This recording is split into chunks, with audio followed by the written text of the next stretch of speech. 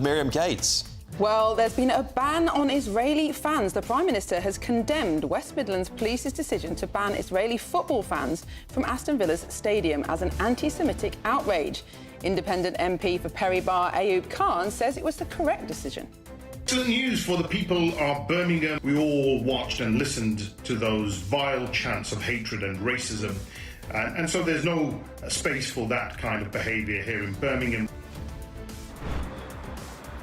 Senior government officials will meet today to see if there is a way to overturn this ban on Maccabi Tel Aviv fans, as West Midlands Police say they're committed to fair and impartial policing.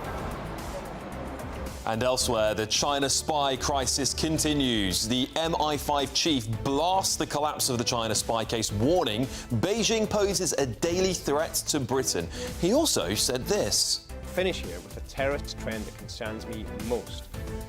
The worsening threat from Al-Qaeda, and in particular from Islamic State. And a new ID for veterans is being launched, and guess what? It's a digital one. Are our veterans being used as guinea pigs for Big Brother Britain, while the government rolls out the Veteran Card app for 1.8 million former military personnel? We just had a call, as you know, with President Putin. I thought it was a very good call. And President Donald Trump says he will meet President Putin in Budapest for peace talks on Ukraine within 2 weeks. Meanwhile, today he'll welcome Ukrainian President Volodymyr Zelensky to Washington, D.C. Will it be more harmonious than his infamous meeting in February? I don't know if you can make a deal. The problem is I've empowered you to be a tough guy. And I don't think you'd be a tough guy without the United States. And more drama over an election delay. Find out why elections in 7 councils, covering more than 5 million people, could be delayed for a second year. It might not be good news for Reform UK.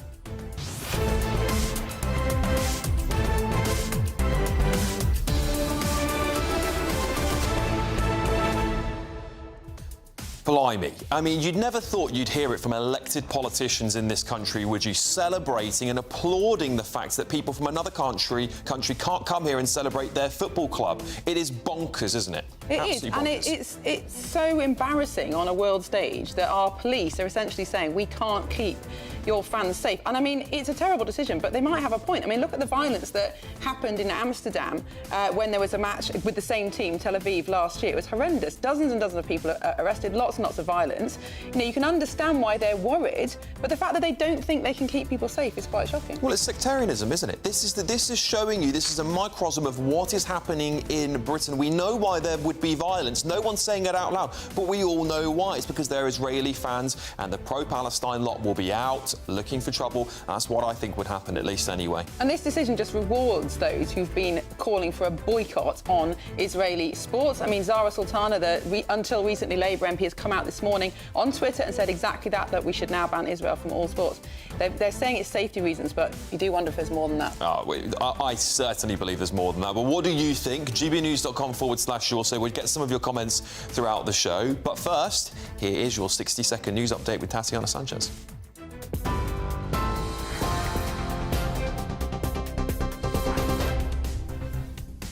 Good morning. Thank you very much.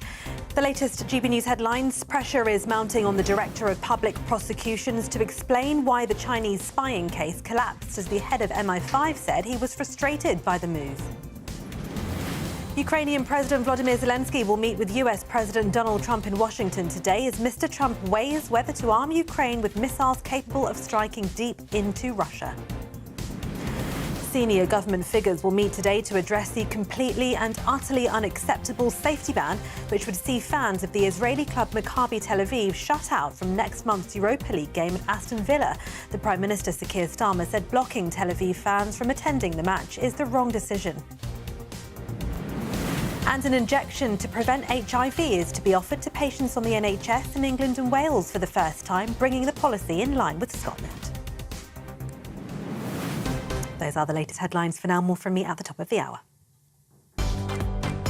Tune into GB News Radio wherever you are. Online, on DAB digital radio, on TuneIn, on Radio Player and on your smart speaker. Just say, play GB News.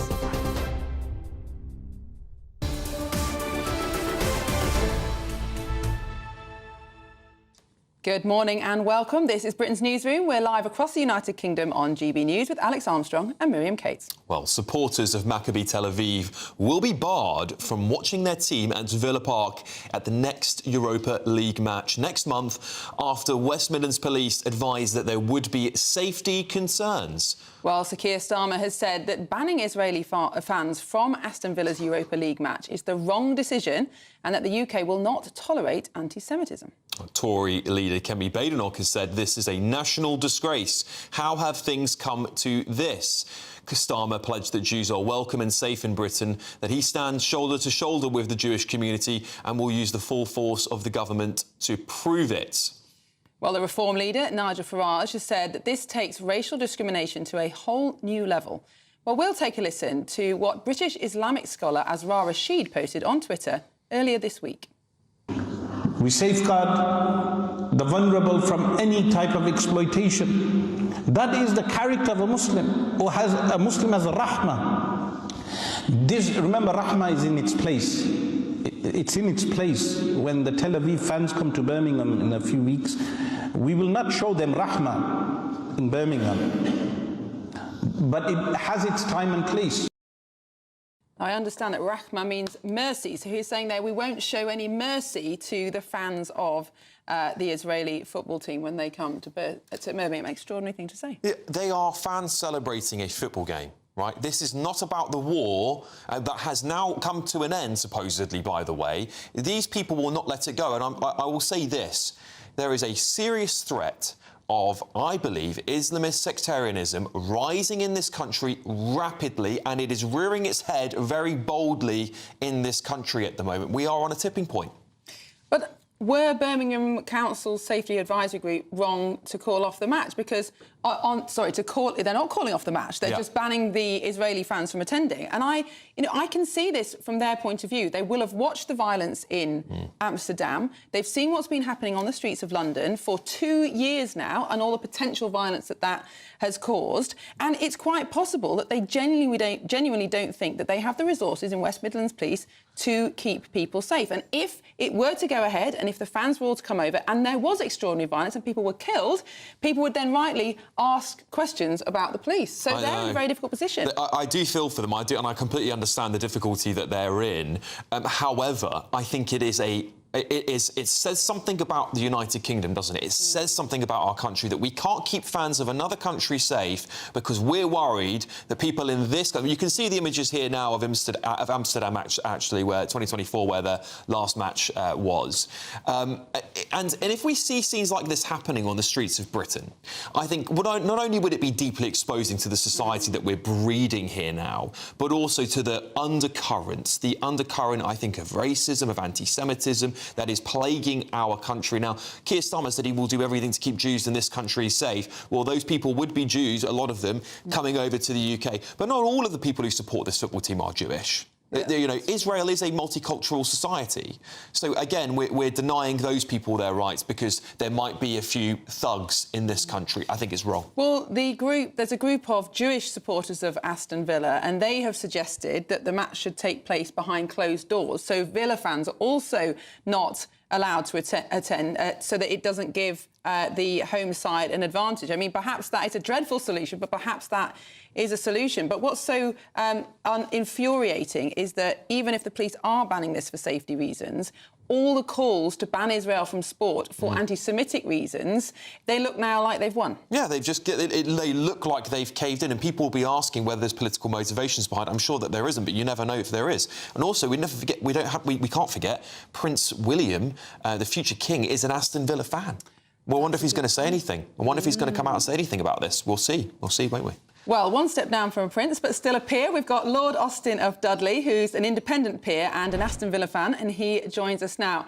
Lord Austin, thank you so much for joining us this morning. What was your reaction when you heard this news that Birmingham police have decided not to allow Tel Aviv fans to come over here?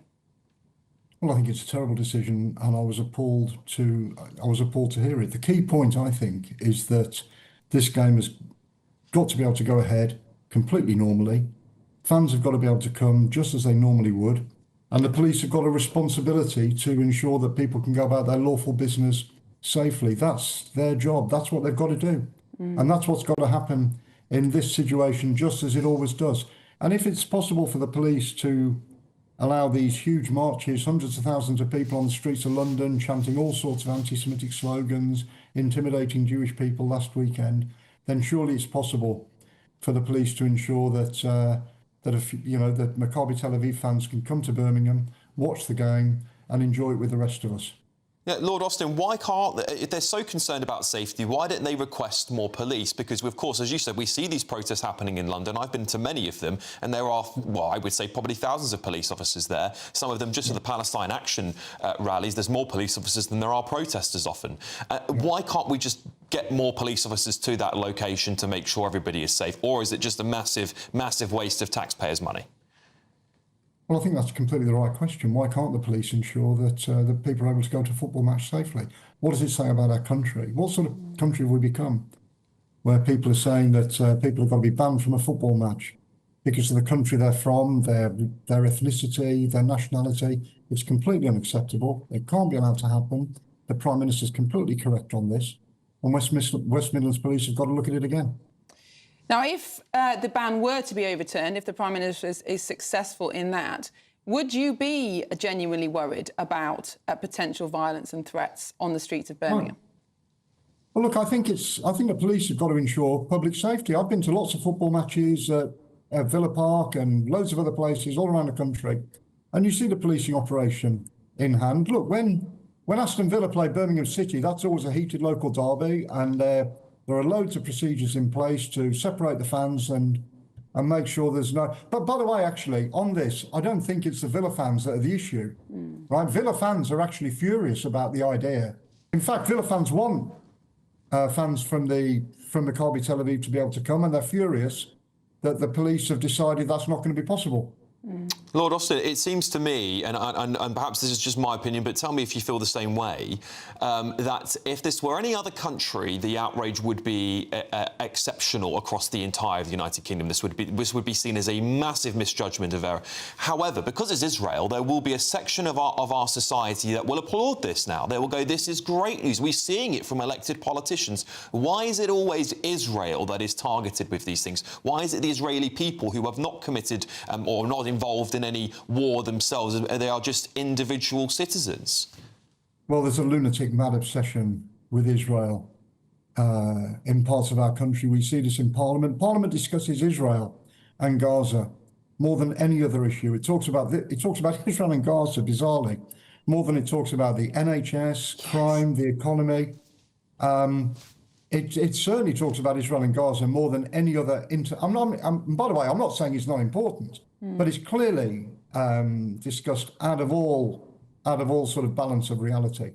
And other broadcasters, I'm not accusing GBNews of this, but the BBC covers Israel in a completely obsessive and biased way. And I think if you have that sort of discourse, that obsession in politics and on the BBC, what you end up, that obviously drives anti-Semitism in Britain, because if people are sort of promoting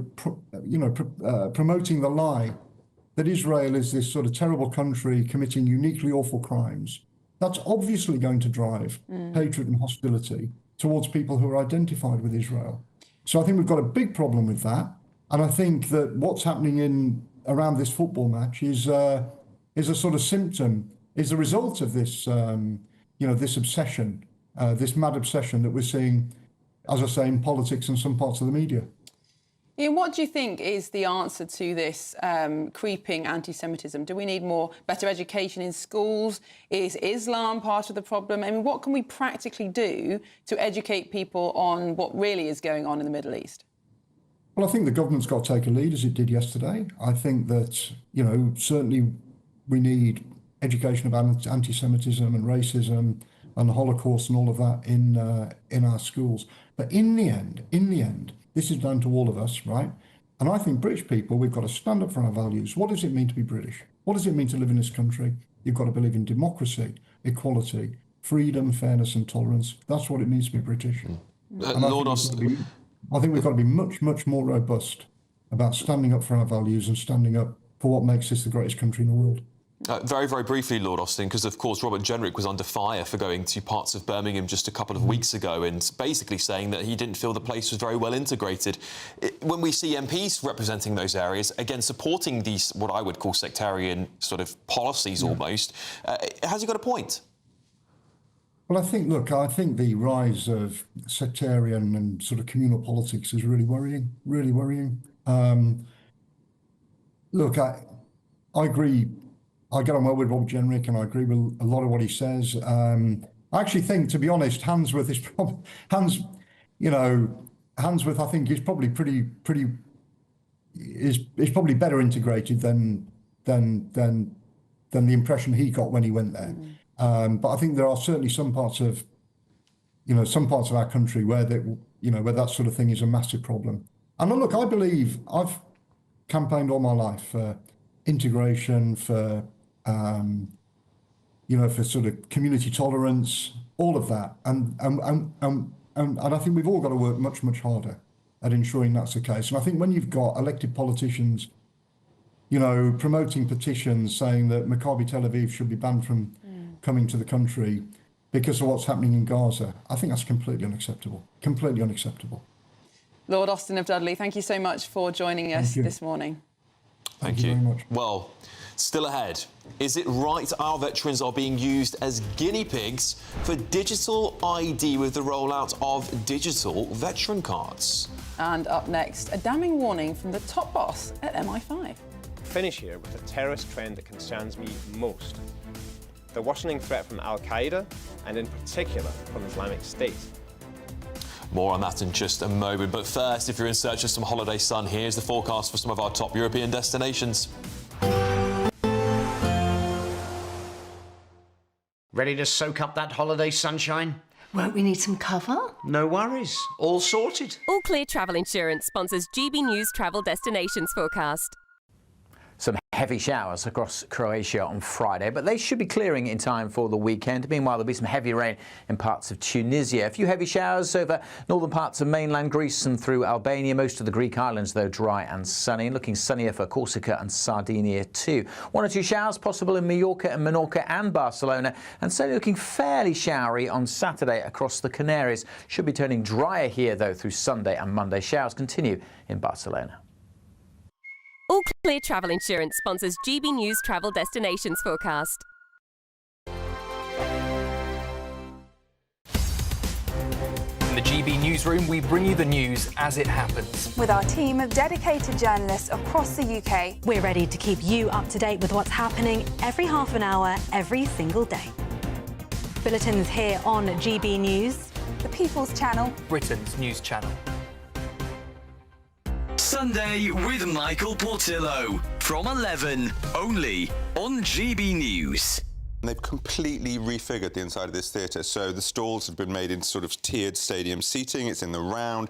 They've built seats and a balcony at the back as well. In the Old Vic? In the Old Vic. Absolutely. So this is a huge amount of effort's gone into this. Yep. Susan Sarandon, 79, Oscar winner. I have to say, superb, vivid. Thelma and Louise. Absolutely, and I love what she was doing here. People aren't always. This is her UK stage debut. Extraordinary. Completely convincing, beautiful, nuanced. It's got Andrea Riseborough, incredible actress. Eleanor Worthington-Cox, who I love, who was in Next to Normal, but won an Olivier as a kid for Matilda. So this is Mary Page Marlowe. We've got 5 actresses playing the same woman through different times in her life, backwards and forwards through time. And we have got the playwright, Tracy Letts, giving us a little insight into what he was trying to do with the play. What are the 11 scenes you would choose to illustrate your life, to tell you who you are? I watched some clips of people in America talking about it when it first came out, curious to see if I was missing something. And they talked about, it's a puzzle, how would you put your life in 11 scenes? And one of the people on the video mentioned it's a bit like a quilt, which always makes me groan a bit, because there's a quilt at the start of the stage. This makes me groan. Absolutely. And unfortunately, Susan Sarandon at the end, and she's great all the way through, her final sort of big moving speech is she's taken a quilt into a dry cleaner and she starts talking about it, and it's different panels, like different bits of her life, and one panel that she loves most has a woman slightly turned away, bit mysterious. Who is she, Michael? What happened in her? And I just cringed, and I've seen a lot of 3-star reviews, which for me is just polite. The People's Channel. Britain was once the envy of the world. But look around. A nation that no longer knows what it is or where it's going. A country that's broken. How do we fix Britain? How do we bring it back? Friday night with Matt Goodwin at 8 p.m, only on GB News. At GB News, we love to hear from you, our loyal community.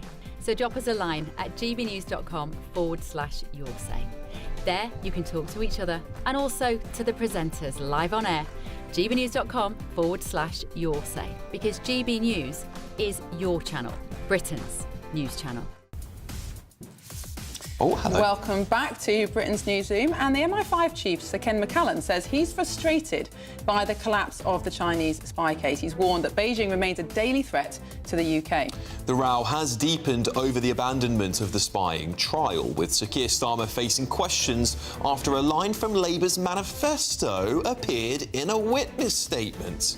Well, now it's emerged that Prince Andrew met the senior Chinese official at the centre of the case several times, adding to pressure over asking how the trial was handled. Well, it's absolutely bonkers, isn't it? Well, let's get the thoughts now of security expert at the University of Buckingham, Professor Anthony Glees. Anthony, thank you so much for joining us this morning. This story is not going away, and every single day there seems to be more and more revelations.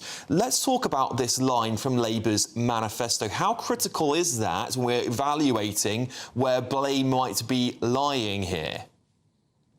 Well, yeah, this story is not going to go away, nor should it go away. It's a story of the greatest importance, and what is in fact a rebuke to the government from the very feisty, very capable head of MI5 that we have now. In my opinion, he's one of the best Director Generals of MI5 we've had in decades. The fact that he is very clearly saying he's not a happy bunny about this, that is very significant.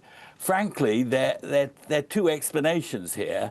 There is the cock-up explanation that the Crown Prosecution Service did not know what it was doing with this particular case, and that's always possible. And then there is a conspiracy explanation, which is much more serious, which is that for some reason, thinking that was behind the Labour Party manifesto commitment to China found its way into an assessment of whether or not China was a threat.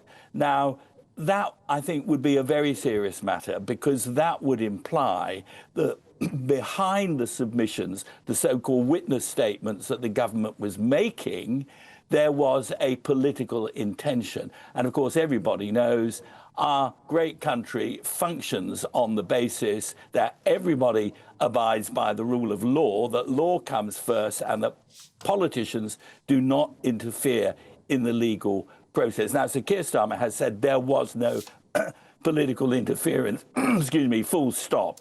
And I think we, at the moment, have to accept it, but only for the moment. This has got to be looked at, particularly because Sir Ken McCallan, the Director General of MI5, didn't simply say he didn't like the fact that there were no prosecutions. He said they were working on a Beijing-inspired plot last week. And I think he said there were 20 Chinese plots that they had looked at, and that they were disrupting efforts and so on. And if I may say, he added one final very important point, which he said, as far as MI5 were concerned, the fact that these two people who strongly denied that they were spies for China... Professor Anthony Glees, I'm so sorry to cut you off. Unfortunately, that is all we have time for. We will see you very shortly.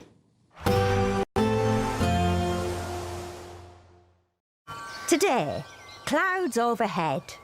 Total zen within. Boxed Solar sponsors the weather on GB News. Morning. Yes, it's time for your latest weather update from the Met Office here on GB News. Today, well, kind of more of the same. For the vast majority, dry and cloudy sums it up. But There are a few breaks in the cloud, just like the last few days, a few glimmers of sunshine, but equally one or two light showers here and there. We're seeing a few more just brushing into southernmost parts of England, particularly parts of Devon, and the odd one across parts of the east. We've got a few breaks in the clouds, so some places waking up to a bit of sunshine. There's been some mist and fog through the night as well. That will clear away. Most places, as I say, just staying dry and cloudy with temperatures similar to how they have been through the week, 13 to 15 degrees. The winds are pretty light. The breeze, though, will be picking up in the southwest. That will do a couple of things, maybe throw a few more showers in towards Devon in particular, but also break the cloud up a little bit more. So parts of Cornwall, North Devon and West Wales may see some good breaks in the cloud and a bit of sunshine. And again, like the last few days, parts of Scotland will see some blue sky and some sunshine, most likely on the west coast, whereas the east coast may stay a little glum. On the chilly side in Shetland, elsewhere, as I say, temperatures similar to what they've been through much of this week. We are in for a bit of a change, but not really until we get through the second half of the weekend. As we start the weekend into Saturday morning, still a lot of cloud around, thickening up in places overnight for the odd little bit of drizzle. Where we've got clear skies, we could again see some mist and fog. Temperatures will dip down to single figures in places, maybe a little bit lower, with some clearer skies across northern Scotland. And here again, some sunny spells possible on Saturday. Generally, skies again a bit brighter, the cloud not as low. One or two light showers possible in the east. And later on through the day, we'll start to see the change coming in from the west with outbreaks of rain creeping into Northern Ireland, perhaps into West Wales later too. But still, many places on Saturday dry and cloudy with temperatures in the teens. But it's going to turn wetter and windier on Sunday.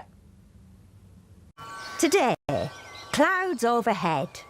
Total zen with. Crash Law 24 sponsors GB News Traffic and Travel Report. Good morning. This is the latest AI travel news from GBNews.com. In Scotland, the A898 Erskine Bridge southbound entry slip from the A82 has a broken down vehicle. Exercise caution. In Suffolk, the A11 southbound has lane closures due to a vehicle fire between junctions with the A134 Thetford West and the A1065, so seek alternative routes. In Lancashire, M6 northbound between junctions J31A and J32 has a broken down vehicle closing one of 4 lanes. Expect delays. And on the trains, there are major disruptions on Avanti West Coast and cross country between Wolverhampton and Birmingham New Street. For more travel news, go to gbnews.com. Crash Law 24 sponsors GB News Traffic and Travel Report.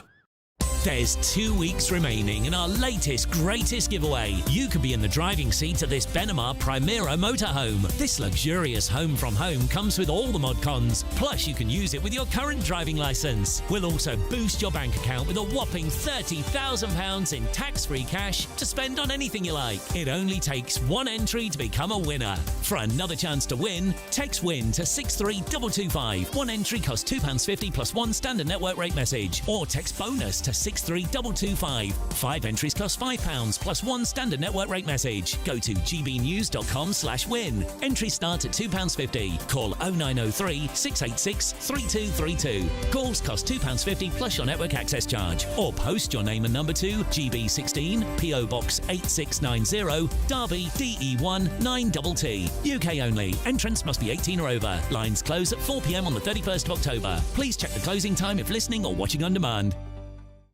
Hi, I'm Michelle Dewberry, and my show is your opportunity to cut through all the noise and dive in headfirst to some robust debates. Ideas clash. Situation, no, isn't it? Because the failure is you're deliberately avoiding my point. Nothing's held back, And if you think this is the end of it, wait for more. and we do not shy away from the difficult stuff. Sometimes I want to shake people and say, if only you understood. So join me on Jubes & Co. weeknights at 6 p.m. only on GB News, Britain's news channel.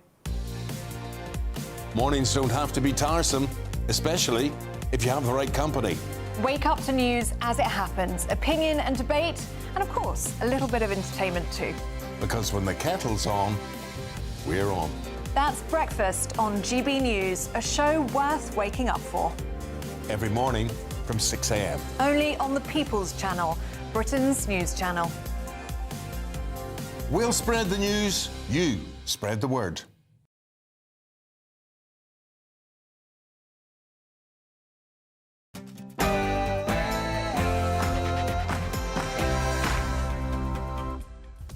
Good morning, it's 10 o'clock on Friday the 17th of October. We're live across the United Kingdom. This is Britain's Newsroom with Alex Armstrong and Miriam Cates. Well, the Israeli football ban is causing all the controversy today, isn't it? The Prime Minister condemns West Midland Police's decision to ban Israeli football fans from Aston Villa's stadium as an anti-Semitic outrage.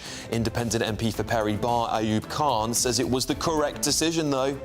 Excellent news for the people of Birmingham. We all watched and listened to those vile chants of hatred and racism, and so there's no space for that kind of behaviour here in Birmingham. Well, senior government figures will meet today to see if there is a way through this ban on Israeli fans attending that match in a few weeks' time, as the leader of the opposition, Kemi Badenoch, brandishes it a national disgrace. Elsewhere, a new veteran ID is being launched. But are our veterans being used as guinea pigs for Big Brother Britain, while the government rolls out the Veteran Card app for 1.8 million former military personnel? That's exactly what the government has admitted to, Miriam. It will be a case study for digital ID cards, 300,000 veterans given these ways of accessing services. But is it right that veterans are used in this way? We just had a call, as you know, with President Putin. I thought it was a very good call. President Donald Trump says he will meet President Putin of Russia in Budapest for peace talks on the Ukrainian war within 2 weeks. Meanwhile, today he will welcome Ukrainian President Volodymyr Zelensky to Washington, D.C. Will it be more harmonious than that infamous meeting in February? I don't know if you can make a deal. The problem is, I've empowered you to be a tough guy. And I don't think you'd be a tough guy without the United States. And more election dramas. Find out why elections in 7 councils covering more than 5 million people could be delayed for a second year running. Not good news for Reform UK.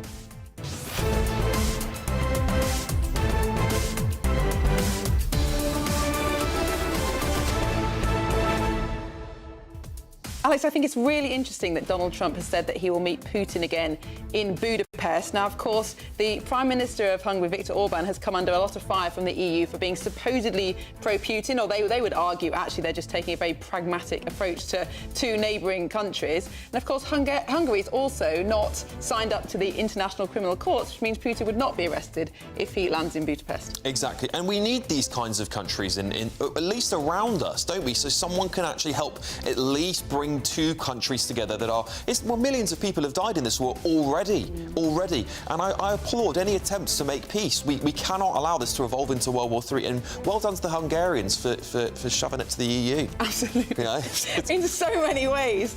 Borders, school teaching. Yeah. He's been proven right there, isn't it? But Trump is becoming increasingly frustrated with Putin. I think when he came into office, he thought he could do one of his big business deals, find out what it was that Putin wanted, offer him slightly less, but it's actually much more ideological, this, isn't it, for Putin? I'm not quite sure. Even Tomahawk missiles might not bring it to an end. And the important thing is we really do need to try and win Russia back towards our side, because the threat of China, as we've been talking about, is growing exponentially, and it would be very bad for us if we had to fight a war with Russia and China at the same time. Well, let us know what you think. Send your views and comments to gbnews.com/your say. But first, here's the news with Tatiana Sanchez.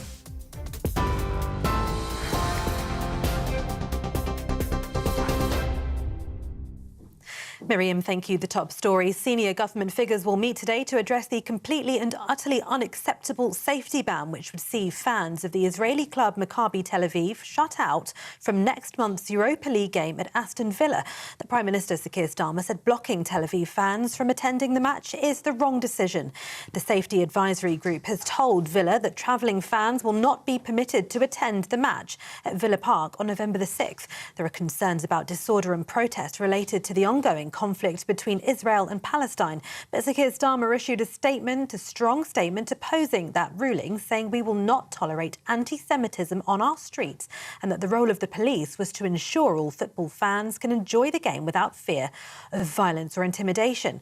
Conservative leader Kemi Badenoch branded the decision a national disgrace and suggested Sir Keir Starmer should act to reverse it. Pressures mounting on the Director of Public Prosecutions to explain why the Chinese spying case collapsed as the head of MI5 said he was frustrated by the move. MPs have demanded Stephen Parkinson provide a fuller explanation for the dropping of charges, which he blamed on the insufficient evidence that China represented a threat to the UK at the time of the alleged offences. The Crown Prosecution Service dropped the case against Christopher Cash and Christopher Berry in September, a month before a trial was due to take place. Both men who deny wrongdoing had been accused of passing secrets to Beijing. It comes as the Duke of York reportedly met the Chinese official thought to be the recipient of that information at least 3 times. The chairs of the Joint Committee on the National Security Strategy, Home Affairs, Justice and Foreign Affairs Committees demanded Mr Parkinson answer a series of questions by next Friday. Shadow Transport Secretary Richard Holden spoke to GB News. It absolutely stinks, and there are massive questions here to answer from the government. We know that the Prime Minister was stood up there just a couple of days ago, yesterday, saying, "Oh, nothing to see here, nothing to see here." And it's absolutely clear that there is a huge amount to see here. There are massive questions to answer from the Prime Minister all the way down, and it's really, really important because this is about the security of our country. The co-founder of Palestine Action is set to discover today if she can proceed with a legal challenge against the government over the group's ban as the terror organisation. Huda Amori is taking legal action over then Home Secretary Yvette Cooper's decision to prescribe the group under anti-terror laws. The ban, which started on the 5th of July, makes membership of or support for the Direct Action Group a criminal offence punishable by up to 14 years in prison. Mr Justice Chamberlain later cleared Ms Amori to proceed with a challenge over the ban, ruling that 2 arguments put forward on her behalf were reasonably arguable. Elsewhere, Ukrainian President Volodymyr Zelensky will meet with US President Donald Trump in Washington today as Mr Trump weighs whether to arm Ukraine with missiles capable of striking deep into Russia. Their meeting comes a day after Mr Trump said great progress was made during a phone call with Russian President Vladimir Putin, with the pair agreeing to face-to-face talks in Hungary. Mr Trump said the call, the first with Putin since mid-August, was very productive, adding that teams from Washington and Moscow will meet next week. As Mr Zelensky arrived in the US, his 3rd visit since January, he said Moscow was rushing to resume dialogue as soon as it hears about Tomahawks, those missiles. Zelensky has called on the US to provide Ukraine with the advanced missiles. Donald Trump's ex-advisor John Bolton has accused the president of attempting to intimidate his opponents after being criminally indicted on federal charges. Mr Bolton has been charged with illegally storing and transmitting classified information, alleged crimes which could see him face decades behind bars. He's been one of Mr Trump's most vocal critics since being sacked from his first administration in 2019 and described him as being unfit for office ahead of last year's election. He said the charges filed on Thursday were an effort by the president to ensure that he alone determines what is said about his conduct. It comes after FBI agents searched Bolton's home and office in August as part of an investigation into the handling of classified information. An injection to prevent HIV is to be offered to patients on the NHS in England and Wales for the first time, bringing the policy in line with Scotland. The long-acting shot, given 6 times a year or every other month, is an alternative to taking daily pills to protect against the virus. Experts hope the injections will help meet the ambition of ending new HIV cases by 2030 in the UK. And KISS founding member Ace Frehley, the rock band's original lead guitarist, has died at the age of 74. He passed away peacefully, surrounded by his family in New Jersey, his agent said. He'd suffered a recent fall. A statement from the rocker's family said they were completely devastated and heartbroken. Those are the latest GB News headlines. For now, more from me in half an hour.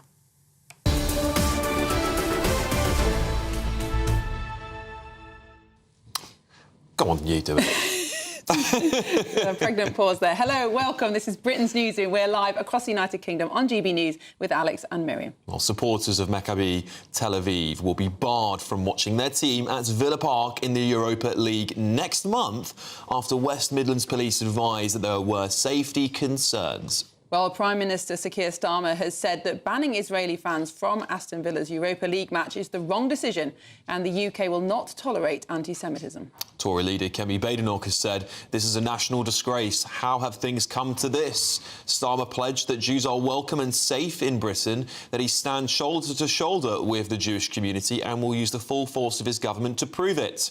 And Reform UK leader Nigel Farage said that this takes racial discrimination to a whole new level. And Emily Damari, who is a British-Israeli former hostage held by Hamas, has released this statement. Football is a way of bringing people together, irrespective of their faith, colour and religion. And this disgusting decision does the exact opposite. Shame on you. I hope you come to your senses and reconsider.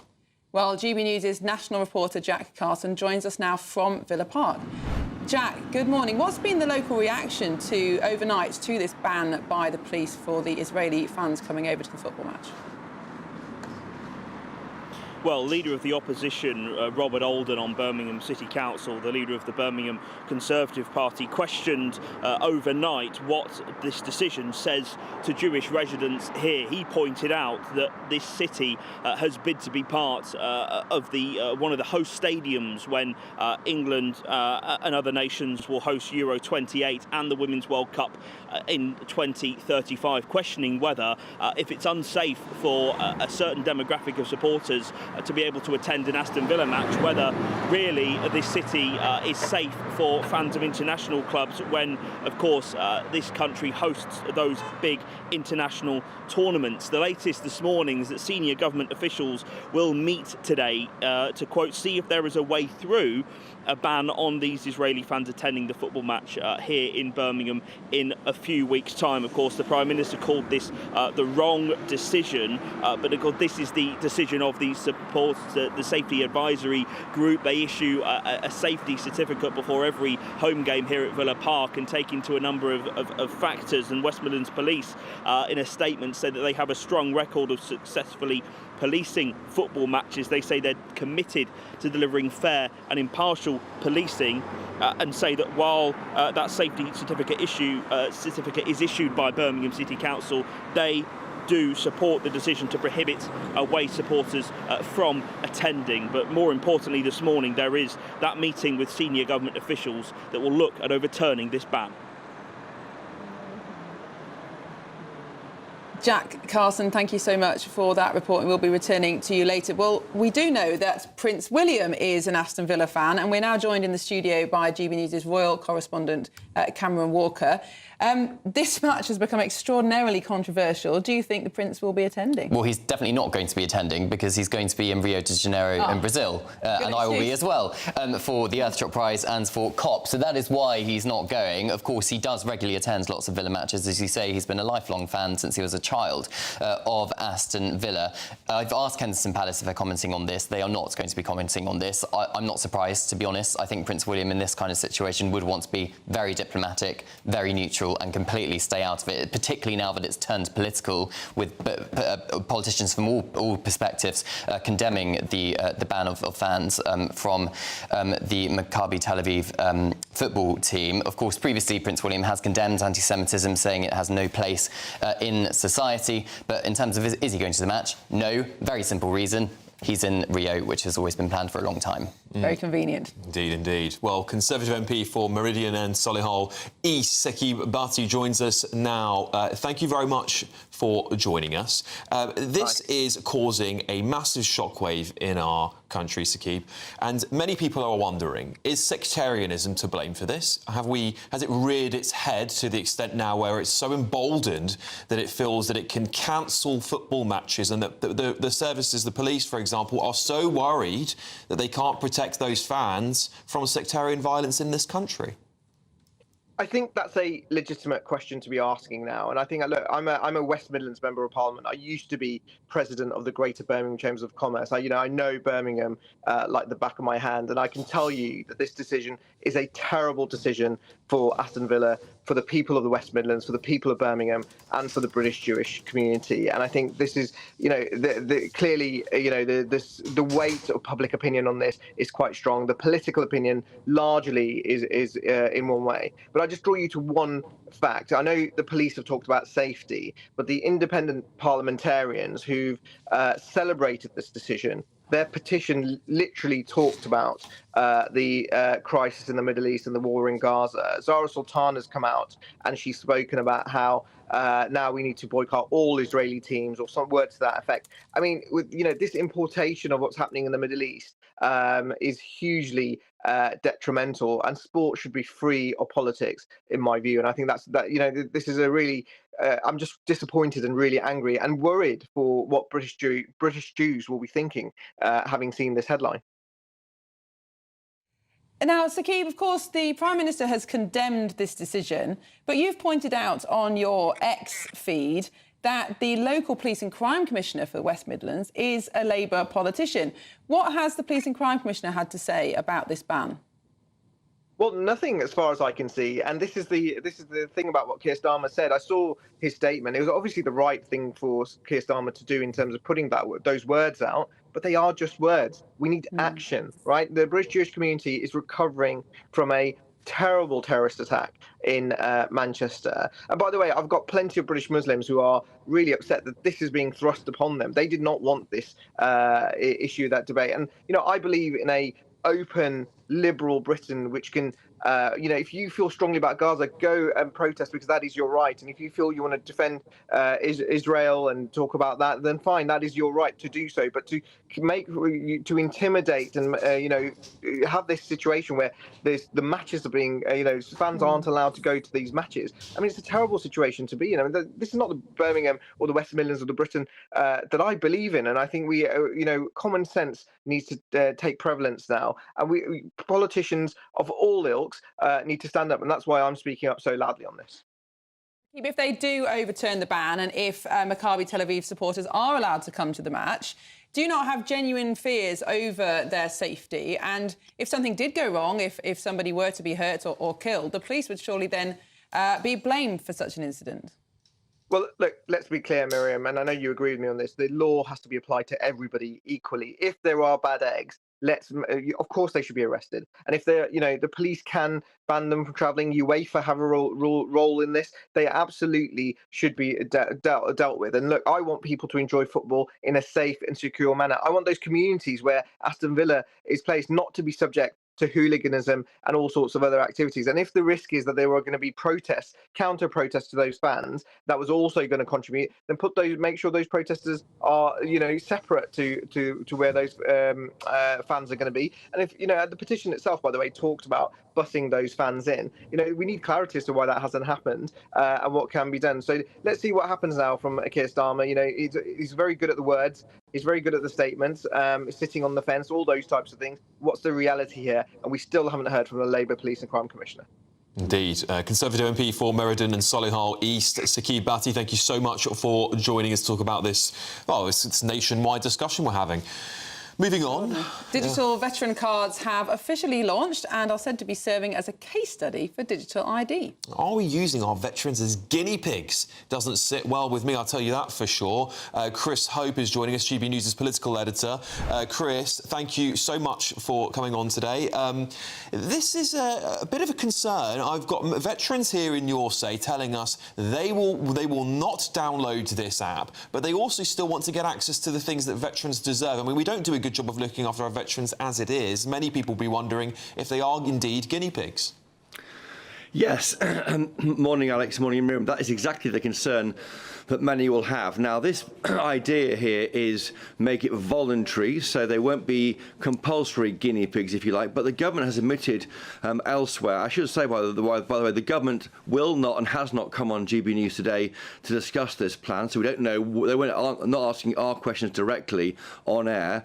But elsewhere, we've heard from the government today, they are saying this will be a case study for around 300 veterans to see how they can access services they're entitled to. to, using the One Login app, which will be the app that we all use if these digital ID cards come to pass. There has been confusion since this was launched on the eve of the Labour Party conference. Back then, and I was in the audience, Keir Starmer said it was to do with stopping the people working in the black economy, stopping people arriving here by small boats or arriving here illegally somehow, and then disappearing and working illegally here. Instead, you must prove a right to work, a form of digital ID. And then it expanded as a statement on Monday, the first time we'd heard from the government on this issue in the House of Commons, from Liz Kendall, I think it is, the Science Secretary. She said there are 3 reasons now, not just one reason, 3 reasons why this is important. It's mainly to do with having a platform to access government services, maybe like somewhere to store your number for your national insurance number or your driving licence or NHS details, all that kind of thing. And then she said it was also to secure our private information, and finally, only finally, to control illegal working. So the government has been chaotic on this. They haven't fully announced why they're doing it, or clearly announced why they're doing it. And it is so important, I think, to people concerned about civil liberties.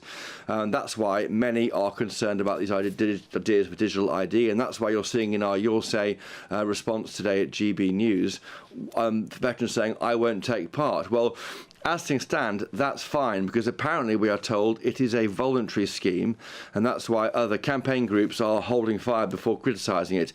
Essentially, there is a veterans ID card, a veterans card already out there, which allows veterans to get access to services on the NHS and elsewhere.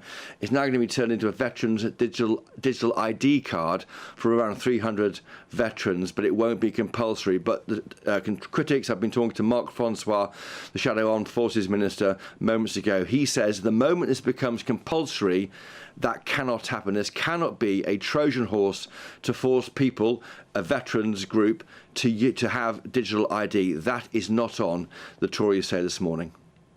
But Chris, there is surely a distinction between digital ID, a system that collates all your important personal information, holds it centrally and is used to keep your records or allow you access to services, and something that's essentially an app version of a proof that you belong to a particular group. But, you know, we're familiar with these apps. You know, even the Greg's Loyalty card is an app. Isn't this just the way that things are going? It's not necessarily sinister, it's just convenient. Well, that's not clear, is it, Miriam? That's what the government would like us to think. I'm not sure we know that yet, and we will need to hear those checks and balances around the use of these cards are there, because it is very, I think, it goes to the heart of, for some people, what being British is about. You don't have to carry papers or ID cards as you do in the European Union. You can exist here as a free person. It goes to the heart, I think, of Magna Carta, of our freedoms here, and that's why I think the government's got to tread very, very carefully as they bring in these digital IDs. But you're right, we do give away our data to, you know, a Nectar card, or it might be, as you say, your Greg's pasty order every day, Miriam. But of course, that's okay. I think we know we're giving it to Greg's for pasties, or we know we're giving it to Nectar to try and get money off our shopping at Sainsbury's. But it's completely different if this is going to be a way to be checked at random points by the police if they want us to find out who you are. That is different. And where is a protection on that? I should say, by the way, listening to that debate on Monday in the Commons, it's very clear that for the people who don't have these smartphones, which many people have now, if you work, you have a smartphone. If you don't have a smartphone, you'll have some form of physical ID, and that is also a different kettle of fish for many Britons. I'll get their act together. Thank you, Christopher Hope, there for joining us. Now, I just want to read a quick comment here from your say. G. Lee says, I'm a veteran and this country has given me sweet FA. This is the problem. This digital ID stuff that they're doing, the rolling up, will cost a lot of money for them to digitise. Why don't we spend that on looking after our veterans, things they actually care about? You know, our veterans are treated terribly in this country. Look at America. Look at how they treat their armed forces. Even when I went to visit Hungary, they treat their armed forces there exceptionally well. We treat our veterans in this country absolutely horrendously. And I didn't realise 1.5 million people alive today are veterans. It's an extraordinary number of people. It is indeed. Well, moving on, and we have some breaking news because in the last few moments, the West Midlands Police and Crime Commissioner, Simon Foster, has asked for an immediate review into the decision to ban Maccabi Tel Aviv fans from an away game at Villa Park. He must have been watching GB News. I wonder if he was. Well, it comes as a senior government officials are set to meet later today to discuss the issue. Yeah, you know, it speaks so much about this country that we're having to have this conversation. Any other country in the world, I doubt would be having this conversation over them. But because it's Israel, the anti-Semitism is rearing its head again, isn't it? It's just disgraceful, it really is. Absolutely. And anyway, still ahead, don't go anywhere. Donald Trump says he will meet Putin in Hungary for talks about Ukraine war after a very productive phone call. Why choose Budapest? Up next, has Rachel Reeves found the silver bullet to alleviate all of our fears about the upcoming budget? Yeah, I doubt it. You're with Britain's Newsroom on GB News. So cynical.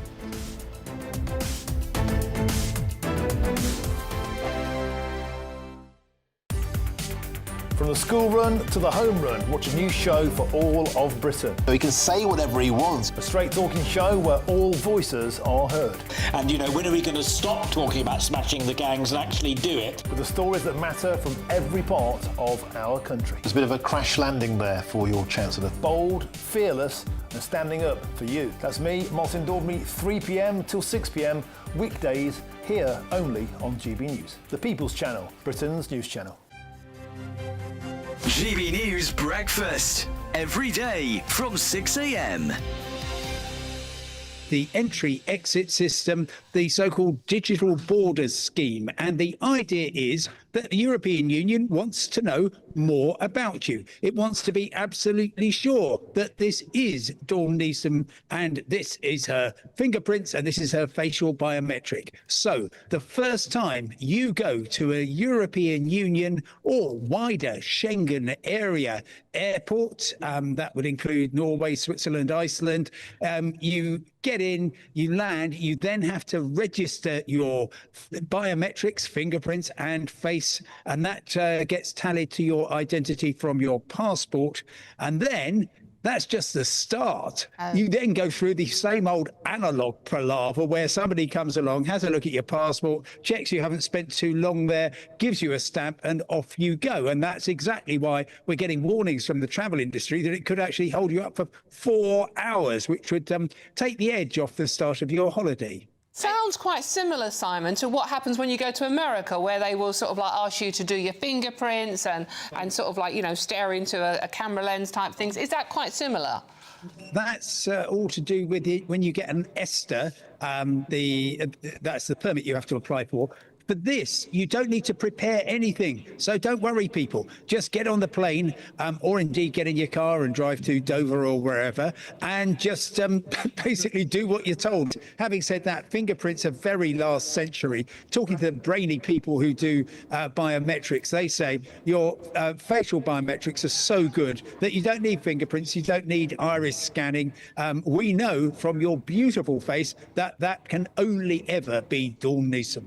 GB News, the People's Channel. Westminster's full of talk, but out here, it's the real world. Am I allowed to talk now? No, that's it. This is where it matters, real people and real lives. That's what politics is all about. In fact, has Trump made a good start? No. Straight answers, no spin, and just a couple of pints. How many fingers have I got up? About 10. So join me for Lee Anderson's Real World every Friday at 7 p.m, only on GB News. The People's Channel, Britain's news channel.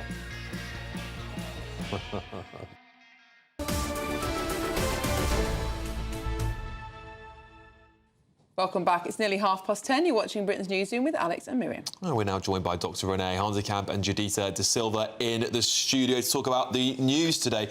Dr. Renee, Rachel Reeves, another person who can't escape the news because there's been so many different tax ideas flouted to the British public. We're hearing now that there could be a wealth tax on pensioners. Yeah. Clearly a very wealthy group of people, as the government seem to think. I mean, look, what she's doing continuously is just terrifying everybody. Yeah. I was out to dinner last night and everybody around the table was terrified by what's coming. People are talking about where they can go in the world, how they can get away from here, because that's what she's doing. She's chasing people away. I read this morning that she was considering properties that are 1.5 million and above as, you know, wealth. It isn't wealth. It's, you know, the southeast of England. We must remember that 30% of our tax revenue comes from 1% of our taxpayers. These are the people that already carry the biggest burden. And yes, we don't want people avoiding tax, the Amazons of the world who don't pay enough tax, so target them. But ordinary working people need to be incentivised to get up in the morning and work.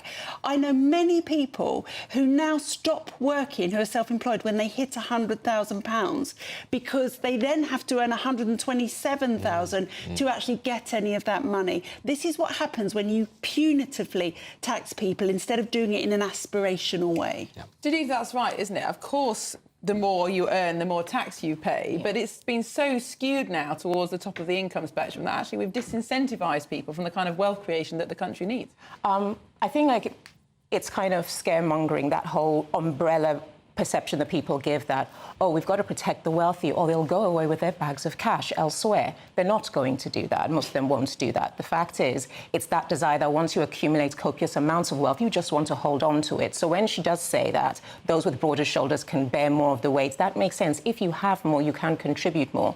And she's also said that there's a delineation between income and wealth.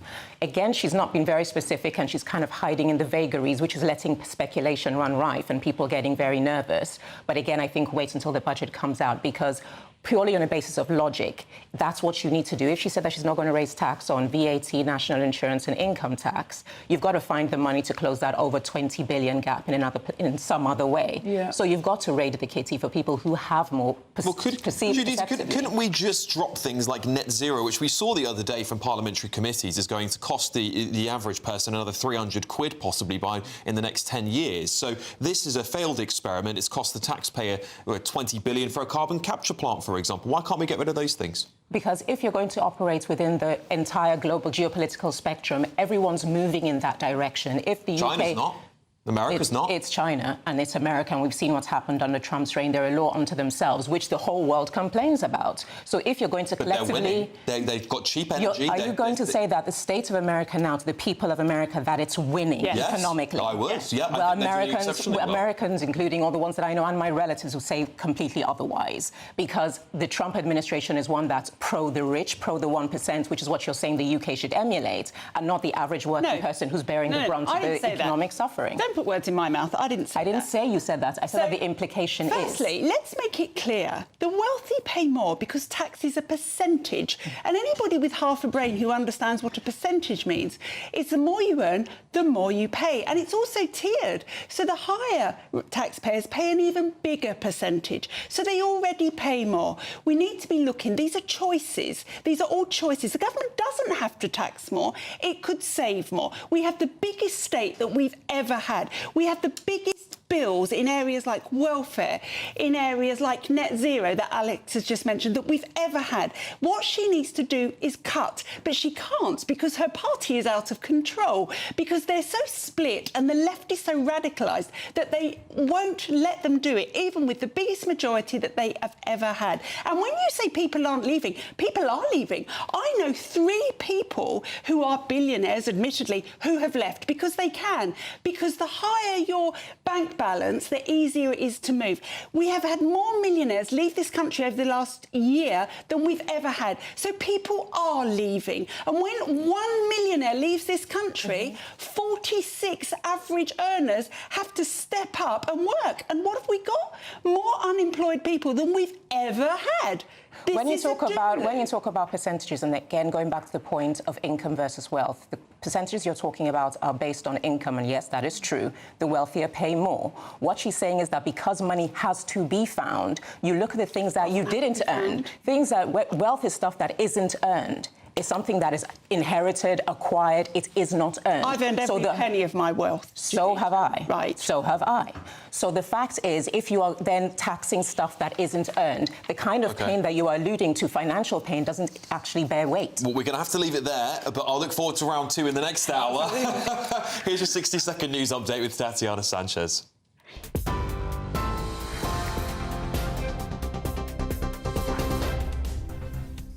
Alex, thank you. The top stories. The Police and Crime Commissioner in the West Midlands, Simon Foster, has urged an immediate review of a controversial decision to ban fans of Israeli side Maccabi Tel Aviv from attending the team's Europa League game against Aston Villa. Senior government figures will also meet today to discuss the, quote, completely and utterly unacceptable safety ban for the game next month. Elsewhere, pressures mounting on the Director of Public Prosecutions to explain why the Chinese spying case collapsed as the head of MI5 said he was completely frustrated by the move. Ukrainian President Volodymyr Zelensky will meet the US President Donald Trump in Washington today as Mr. Trump weighs whether to arm Ukraine with missiles capable of striking deep into Russia. And an injection to prevent HIV is to be offered to patients on the NHS in England and Wales for the first time, bringing the policy in line with Scotland. Those are the latest headlines for now. More in half an hour. Take the GB News family with you on any device. As long as you have an internet connection, tune into GB News anywhere on the planet or beyond.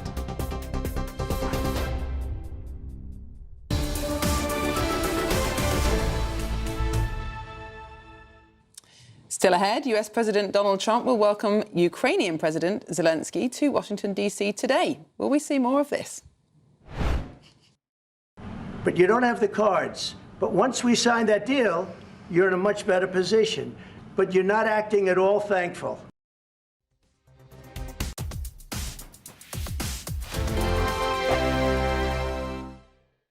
Morning. Yes, it's time for your latest weather update from the Met Office here on GB News. Today, well, kind of more of the same. For the vast majority, dry and cloudy sums it up. But there are a few breaks in the cloud, just like the last few days, a few glimmers of sunshine, but equally 1 or 2 light showers here and there. We're seeing a few more just brushing into southernmost parts of England, particularly parts of Devon and the odd one across parts of the east. We've got a few breaks in the clouds, so some places waking up to a bit of sunshine. There's been some mist and fog through the night as well. That will clear away.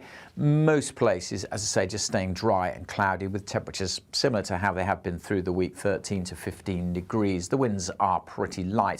The breeze, though, will be picking up in the southwest. That will do a couple of things, maybe throw a few more showers in towards Devon in particular, but also break the cloud up a little bit more. So parts of Cornwall, North Devon and West Wales may see some good breaks in the cloud and a bit of sunshine. And again, like the last few days, parts of Scotland will see some blue sky and some sunshine, most likely on the west coast, whereas the east coast may stay a little glum. On the chilly side, in Shetland, elsewhere, as I say, temperatures similar to what they've been through much of this week. We are in for a bit of a change, but not really until we get through the second half of the weekend. As we start the weekend into Saturday morning, still a lot of cloud around, thickening up in places overnight for the odd little bit of drizzle. Where we've got clear skies, we could again see some mist and fog. Temperatures will dip down to single figures in places, maybe a little bit lower, with some clearer skies across northern Scotland. And here again, some sunny spells possible on Saturday. Generally, skies again a bit brighter, the cloud not as low. 1 or 2 light showers possible in the east. And later on through the day, we'll start to see the change coming in from the west with outbreaks of rain creeping into Northern Ireland, perhaps into West Wales later too. But still, many places on Saturday dry and cloudy with temperatures in the teens. But it's going to turn wetter and windier on Sunday.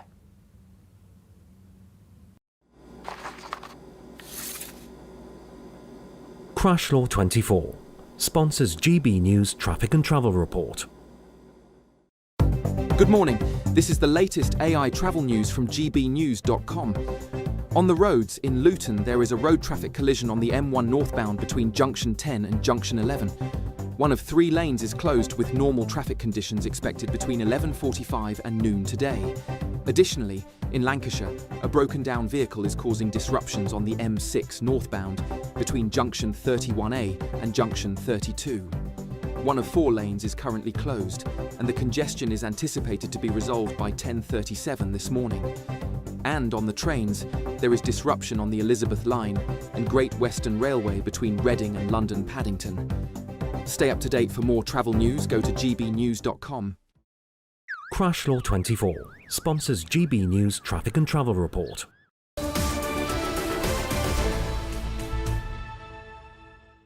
Welcome back. Well, young people are being warned that they risk irreparable bladder damage, poisoning and even death if they take ketamine, synthetic opioids or deliberately contaminated THC vapes. This is part of a new anti-drugs campaign. The Research Director at the Centre for Social Justice, Ed Davies, joins us now. Ed, thank you very much for joining us on the show today. This epidemic of ketamine and drugs is becoming quite prolific in the UK. Are we far away from turning into the United States on this issue?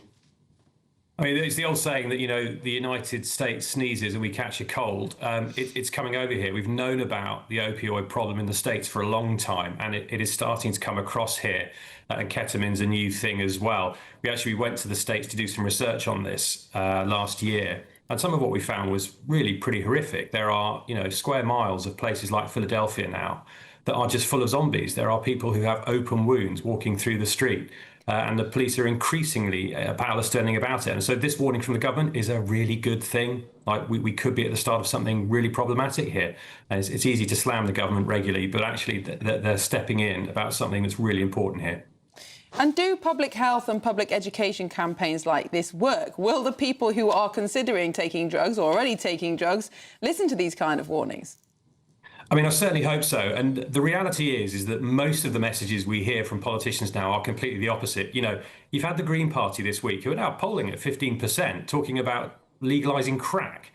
You've had in London Sadiq Khan talking about legalising cannabis in the last year. I mean, you've only got to go back, was it 2 or 3 years ago, you had the Conservative leadership contest, whereas it was a parade of who had taken what, with sort of total lack of embarrassment and impunity for that. So merely a government saying this is really dangerous and this is really bad is a really helpful pushback on where the cultural narrative is at the moment. Yeah, and I certainly agree with you, Ed, but we've had this discussion about drugs in the United Kingdom. I remember them coming into my school and talking to me about it. It hasn't stopped the crisis. Do we need to be tougher on this? Do we need to actually go further to tackle this crisis? America is currently blowing ships up in the Pacific Ocean, as far as I'm aware. Can we go further? Yeah, I think people say, you know, the war on drugs is lost. There's no war on drugs. We polled police last year.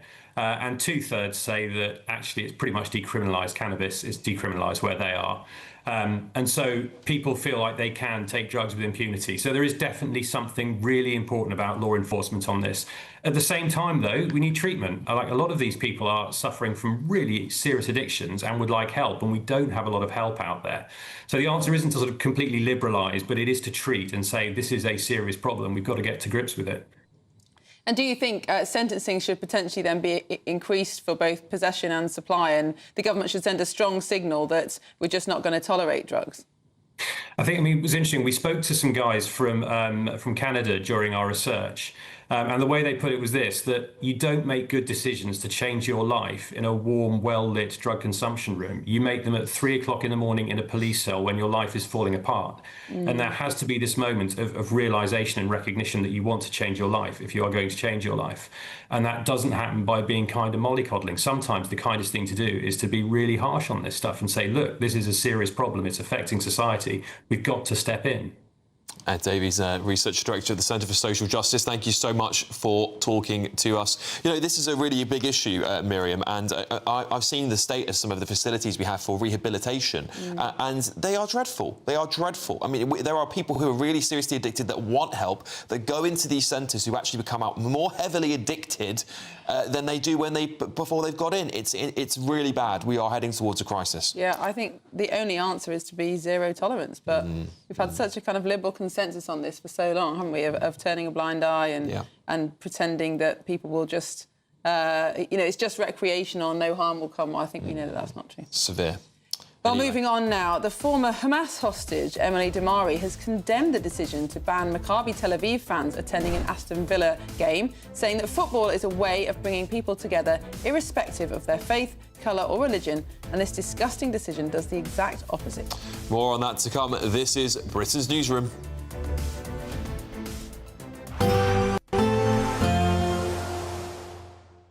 I forecast a perfect holiday in the sun.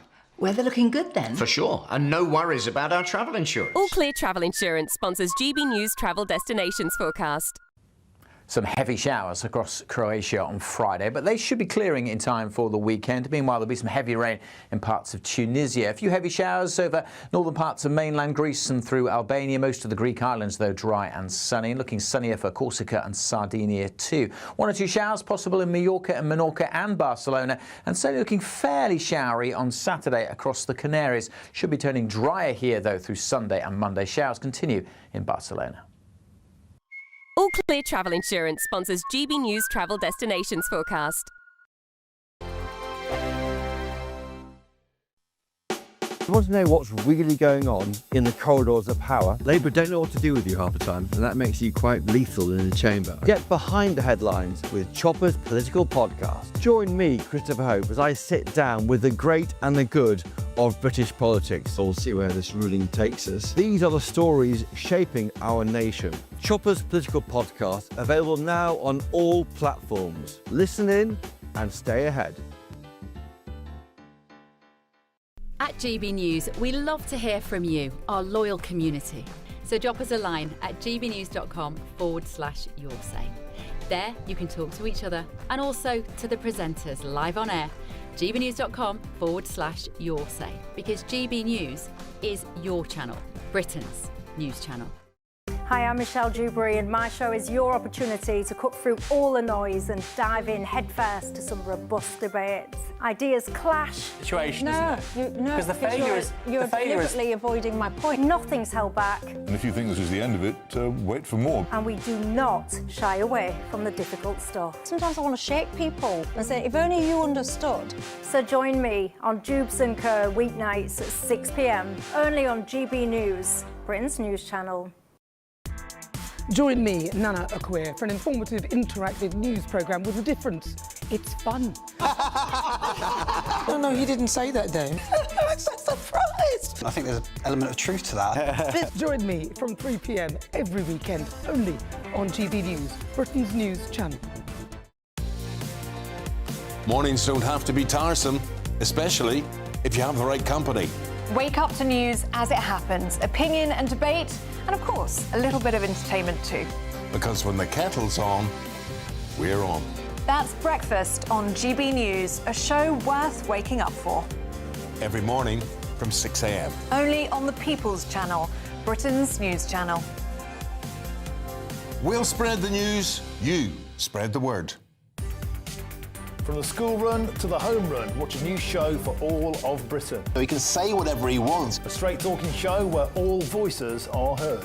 And, you know, when are we going to stop talking about smashing the gangs and actually do it? With the stories that matter from every part of our country. There's a bit of a crash landing there for your Chancellor. Bold, fearless and standing up for you. That's me, Martin Daubney, 3 p.m. till 6 p.m, weekdays, here only on GB News. The People's Channel, Britain's news channel. Britain was once the envy of the world. But look around. A nation that no longer knows what it is or where it's going. A country that's broken. How do we fix Britain? How do we bring it back? Friday night with Matt Goodwin at 8 p.m, only on GB News.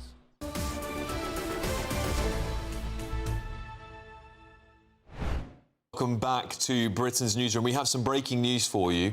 Broadcasting watchdog Ofcom has sanctioned the BBC for breaching the broadcasting code in its Gaza How to Survive a War Zone documentary after the corporation failed to disclose a narrator's links to Hamas. I'll just read that to you again very, very briefly. That breaking news, broadcasting watchdog Ofcom has sanctioned the BBC for breaching the broadcasting code in its Gaza How to Survive a War Zone documentary after the corporation failed to disclose a narrator's links to Hamas. Surprise, surprise. Interesting. Yeah, I'm not shocked. No, Not shocked. and it did cause enormous controversy, that documentary. I don't know how many hundreds of thousands of people reacted to it, and many hundreds of complaints, no doubt. So I'm glad Ofcom Doing their job. Yes. Doing their and job. sanctioning everybody equally. Indeed. But, you know, the BBC's got a lot to answer for on Gaza in the reporting of that war, because time and time again they've been found to be biased. They've been called out by politicians left, right and centre. And unfortunately, their job as an unbiased broadcaster is to report the facts, not to report what Hamas are telling them. And I suspect this will be a very welcome news to the Jewish community who have lost faith in the BBC, many of them tell me. Indeed. Well, we'll bring you any reaction from the BBC when we get it. But moving on now, President Trump has said he's made great progress with Russian President Vladimir Putin after a 2-hour call between the two leaders. We hope we're going to get it stopped. I thought this would be, because of my relationship with President Putin, I thought this would be very quick. And it's turned out to be, who would think I did Middle East before I did this? We did a total of 8 now, 7 and now 8. Yes, they've agreed to meet in Budapest, Hungary for a sit-down that Mr. Trump hopes could bring an end to the war. Well, the US president says he'll brief Volodymyr Zelensky at the White House tomorrow, and he still believes he can get both men in the same room. Ukraine's president will be there seeking fresh US support after Russia launched one of its biggest overnight assaults. Well, we're joined now in the studio by the US journalist Chapman Bell. Chapman, good morning. Morning. Thank you for coming in. Trump seems to be on a roll, doesn't he? Do you think he can make progress finally with the Ukraine crisis? We'll have to see. You know, he is clearly trying to ride on the coattails of the ceasefire in Gaza, and, you know, we'll see how that plays out if it holds. But so far, things are looking hopeful. You know, this has been central to his campaign, that he was going to end that war, and he was also going to end the war in Ukraine, he said, in 24 hours. Now, obviously, that hasn't happened. He clearly, though, has this on his mind. And, you know, when he has something on his mind, he normally doesn't back down from it. Indeed. Well, of course, they had that Putin and Trump had that 2-hour phone call the other day.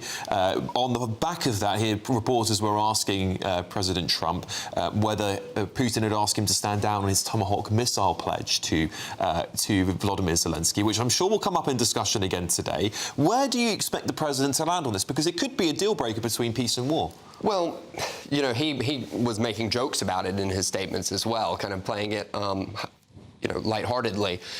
The fact is, it's been described as like a game of chess, or it's a puzzle. You know, he often throws things out there to try to get people to the table, something that they may not find very appreciative, if you will. You know, but we've also seen him flip-flopping with Zelensky over his presidency. You know, of course, we saw that public dressing down in the White House, and then they've since to have had closer relationships. I mean, Trump even tweeting that Ukraine could win all their territory back. So it's almost like it's a game. You know, if you don't come to the table, we're going to supply Ukraine with more devastating munitions that can alter the battle. Interesting choice, Budapest. There's some practical reasons for that. Firstly, that Hungary is not a signatory to the ICC, so Putin will not be automatically arrested on landing, which is helpful if you want to have a meeting. But also, Viktor Orban, the Hungarian Prime Minister, has taken a much more ambiguous stance in this war. Some have accused him of being pro-Russian. The Hungarians would just say they are not unambiguously pro-Ukraine. Why has he chosen Hungary? Well, I mean, it makes sense. It was touted as an idea before the first meeting in Alaska. It makes sense geographically. It's easy for, particularly Russia to get to. I mean, it's so close to Ukraine. I mean, I've used Hungary as a point of entry into Ukraine during the war.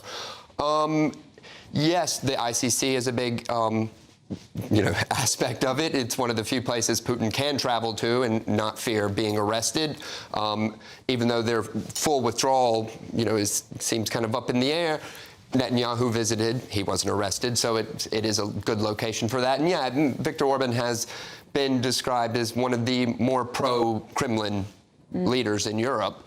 But, hopefully it will be seen maybe as a neutral meeting ground and one where people can feel relaxed and actually come together. And, I know Trump seemed very frustrated after the first meeting in Alaska with Putin. He really was hopeful that his long-standing relationship with him would be beneficial, and as we saw, nothing really came from that. So maybe this location will be seen as a place they can come to some sort of agreement. Indeed. Well, of course, President Trump has flouted trade as a payoff for Putin.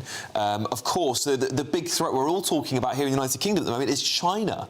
And of course, the closer Russia is to China, the more likely their alliance will hold. Is this an attempt for Trump to say, actually, we want peace for multiple reasons, but more importantly, so we can grab Russia away from the Chinese? Well, he's often brought up Russia's economic situation as, his reasoning for giving more support to Ukraine.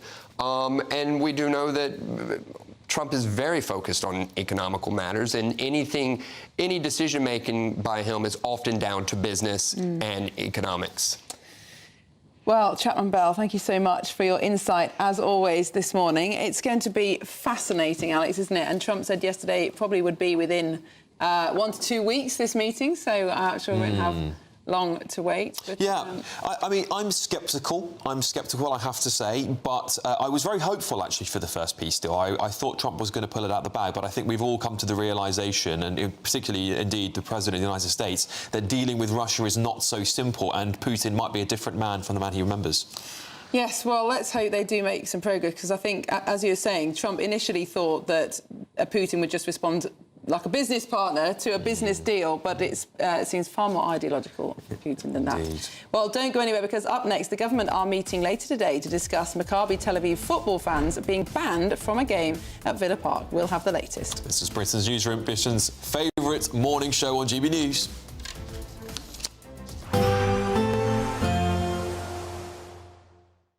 Expect warm spells with the odd rude interruption. Boxed Boiler sponsors the weather on GB News. Morning. Yes, it's time for your latest weather update from the Met Office here on GB News. Today, well, kind of more of the same. For the vast majority, dry and cloudy sums it up. But there are a few breaks in the cloud, just like the last few days, a few glimmers of sunshine, but equally 1 or 2 light showers here and there. We're seeing a few more just brushing into southernmost parts of England, particularly parts of Devon, and the odd one across parts of the east. We've got a few breaks in the clouds, so some places waking up to a bit of sunshine. There's been some mist and fog through the night as well. That will clear away. Most places, as I say, just staying dry and cloudy with temperatures similar to how they have been through the week, 13 to 15 degrees. The winds are pretty light. The breeze, though, will be picking up in the southwest. That will do a couple of things, maybe throw a few more showers in towards Devon in particular, but also break the cloud up a little bit more. So parts of Cornwall, North Devon and West Wales may see some good breaks in the cloud and a bit of sunshine. And again, like the last few days, parts of Scotland will see some blue sky and some sunshine, most likely on the west coast, whereas the east coast may stay a little glum. On the chilly side, in Shetland, elsewhere, as I say, temperatures similar to what they've been through much of this week. We are in for a bit of a change, but not really until we get through the second half of the weekend. As we start the weekend into Saturday morning, still a lot of cloud around, thickening up in places overnight for the odd little bit of drizzle. Where we've got clear skies, we could again see some mist and fog. Temperatures will dip down to single figures in places, maybe a little bit lower, with some clearer skies across northern Scotland. And here again, some sunny spells possible on Saturday. Generally, skies again a bit brighter, the cloud not as low. 1 or 2 light showers possible in the east. And later on through the day, we'll start to see the change coming in from the west with outbreaks of rain creeping into Northern Ireland, perhaps into West Wales later too. But still, many places on Saturday dry and cloudy with temperatures in the teens. But it's going to turn wetter and windier on Sunday. Expect warm spells with the odd rude interruption. Boxed Boiler sponsors the weather on GB News. There's 2 weeks remaining in our latest, greatest giveaway. You could be in the driving seat of this Benamar Primera motorhome. This luxurious home from home comes with all the mod cons. Plus, you can use it with your current driving licence. We'll also boost your bank account with a whopping £30,000 in tax-free cash to spend on anything you like. It only takes 1 entry to become a winner. For another chance to win, text WIN to 63225. 1 entry costs £2.50 plus 1 standard network rate message. Or text BONUS to 6 63225. 5 entries cost £5 plus 1 standard network rate message. Go to gbnews.com/win. Entries start at £2.50. Call 0903 686 3232. Calls cost £2.50 plus your network access charge. Or post your name and number to GB16 PO Box 8690 Derby DE1 9TT. UK only. Entrance must be 18 or over. Lines close at 4 p.m. on the 31st of October. Please check the closing time if listening or watching on demand.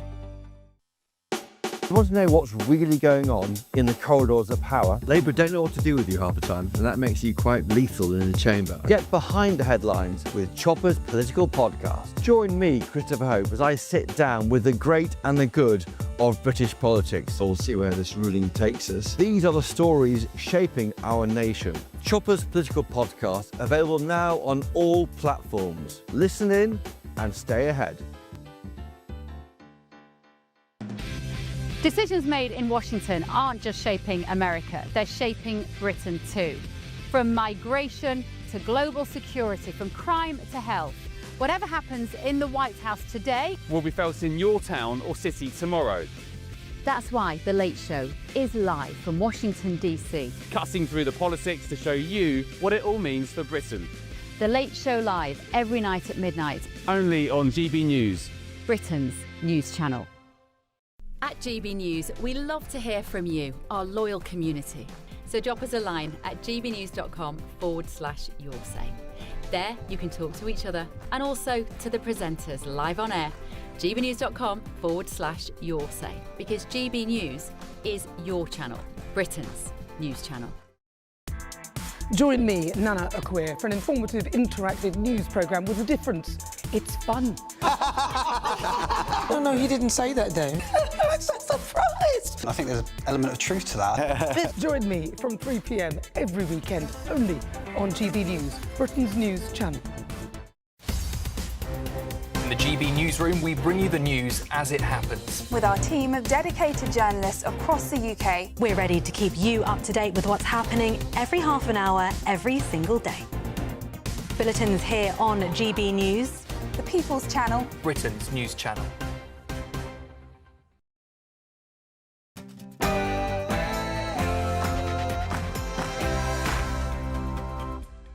Oh, good morning. It's 11 a.m. on Friday, the 17th of October, live across the United Kingdom. This is Britain's Newsroom with Alex Armstrong and Miriam Cates. Well, some breaking news this morning. Ofcom has sanctioned the BBC for breaching the broadcasting code in its Gaza How to Survive a War Zone documentary. And the BBC has been ordered to issue a prime-time statement as a consequence of this sanction from Ofcom. Well, the Israeli fan football ban is the talk of the day, and the Prime Minister, Sir Keir Starmer, condemns West Midlands Police's decision to ban Israeli football fans from Aston Villa's stadium as an anti-Semitic outrage. Well, independent MP for Perry Bar, Ayub Khan, says it was the correct decision.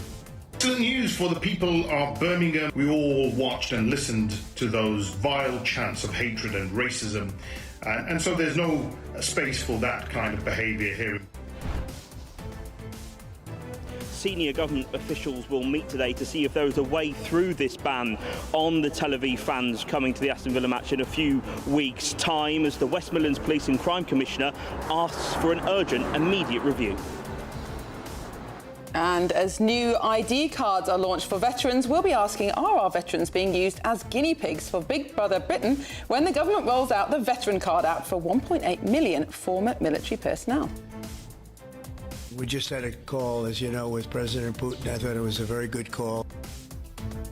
Fantastic call. That's President Donald Trump says he will meet President Putin of Russia in Budapest for peace talks on the Ukrainian war within 2 weeks. Meanwhile, today he'll welcome Ukrainian President Volodymyr Zelensky to Washington, D.C. Will it be more of a harmonious meeting than the one in February?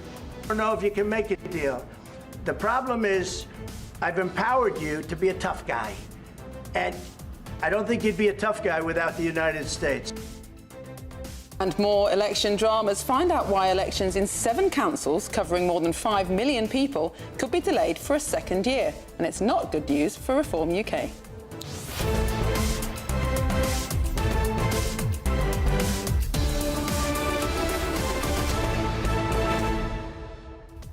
If they delay those council elections for another year, some councillors will have had a 7-year term in office. That is almost the space of 2 parliaments. Can you believe that? No, it's extraordinary. And of course, bad news for Reform UK, because they've soared in the polls since a couple of years ago. They will be hoping to reap lots of rewards in elections in May, but potentially good news for Conservatives and Labour, because both would have been expecting to lose a lot of councillors in May. And some of those councillors have openly declared that reform is coming. It's like, how much more obvious can you make it? And this is ridiculous. It would really be an attack on our democracy if we delay these for another year for some bureaucratic overhaul of our system. Yeah, but elections are expensive, and if they have an election and then immediately change the setup of the council and have to have elections again, it made sense the first year. I think they're stretching it a bit. Yeah, dragging it in for another year. That was this is the legacy of Angela Rayner, isn't it? She's haunting our parliament. Anyway, what do you think? gbnews.com/your say. But first, here's the news with Tatiana Sanchez.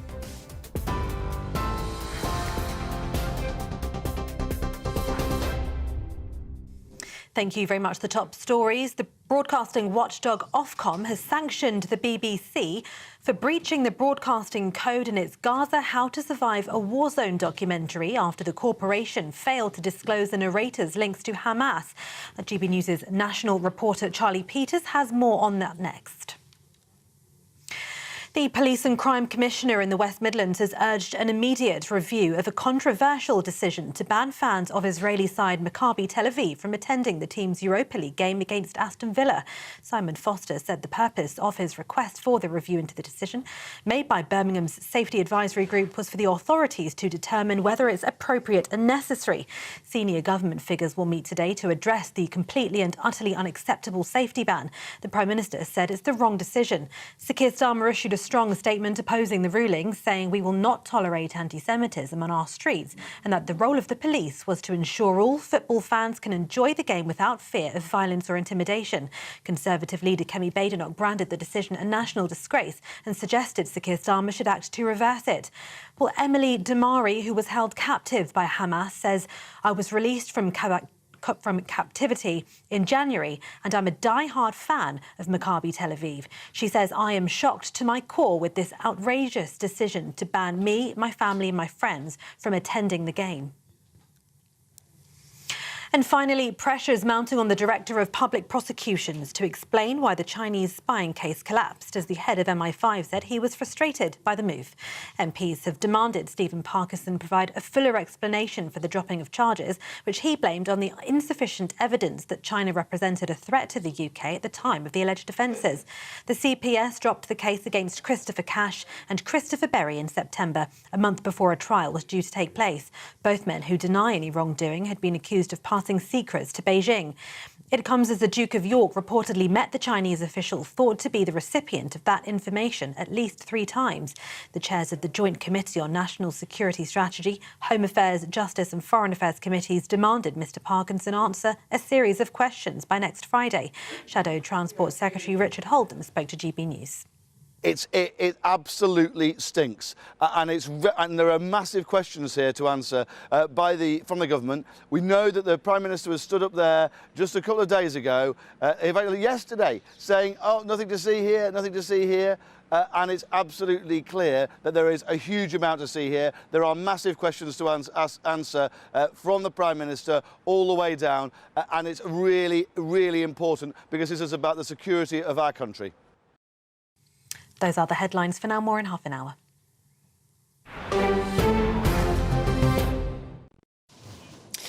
Welcome back. Well, we have some breaking news because broadcasting watchdog Ofcom has sanctioned the BBC for breaching the broadcasting code in its Gaza How to Survive a War Zone documentary after the corporation failed to disclose a narrator's links to Hamas. Well, let's get more from our national reporter, Charlie Peters, joining us in the studio. Charlie.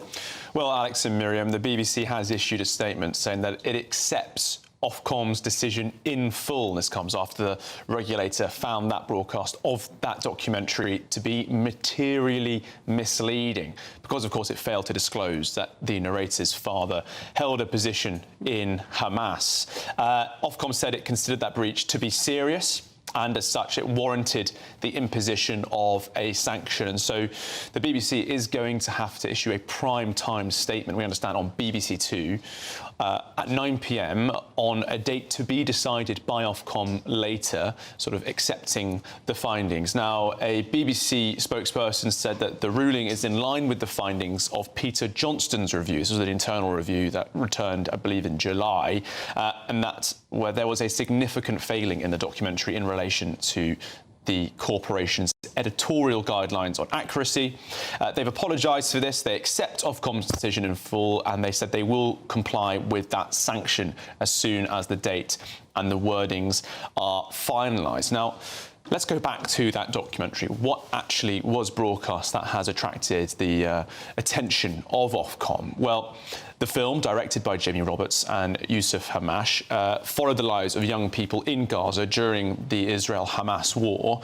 Now, because the corporation and also the production company that made the film said that they weren't allowing international journalists, that is Israel, into Gaza to report freely, they had to direct cameramen remotely to gather footage and also to cover what was going on in the enclave over the course of 9 months. So the film was actually narrated by a 13-year-old boy who's on your screens now, who took viewers through the stories of, I think, 4 young people in the film. But it later emerged during the documentary and coverage by some investigative reporting that that boy, his father, was the son of a Hamas official, and the failure to disclose the father's position was found in that report in July to be in breach of the BBC's own editorial guidelines. So the film was actually pulled from iPlayer in February when these concerns were raised, and we also learnt,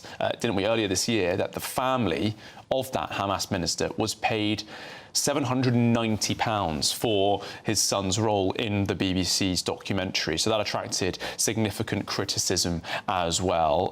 The failure to disclose the family's links to Hamas, of course, a proscribed terrorist organisation in Britain, attracted significant criticism at the time and has now also attracted this ruling from the media regulator. And is the suggestion that BBC executives knew about that link when it went to air, or did they discover that after the fact? Well, We've learnt through the report in July that they acted as soon as they had that information. So the episode, the documentary rather, was pulled from iPlayer in February as soon as they were made aware of these breaches, described as a serious breach of the rules from Ofcom. And the watchdog said that the programme's failure to disclose the narrator's father holding a position in the Hamas-run administration was materially misleading. So Ofcom said it meant that the audience did not have the critical information which may have been highly relevant to their assessment of the narrator and the information he provided. And of course, this comes amid a wider discussion about the BBC's coverage of the Israel-Hamas conflict. Of course, now a conflict which is waning as a consequence of that recent peace deal, although there is much concern about ongoing fighting in the Gaza Strip between Hamas and rival militias.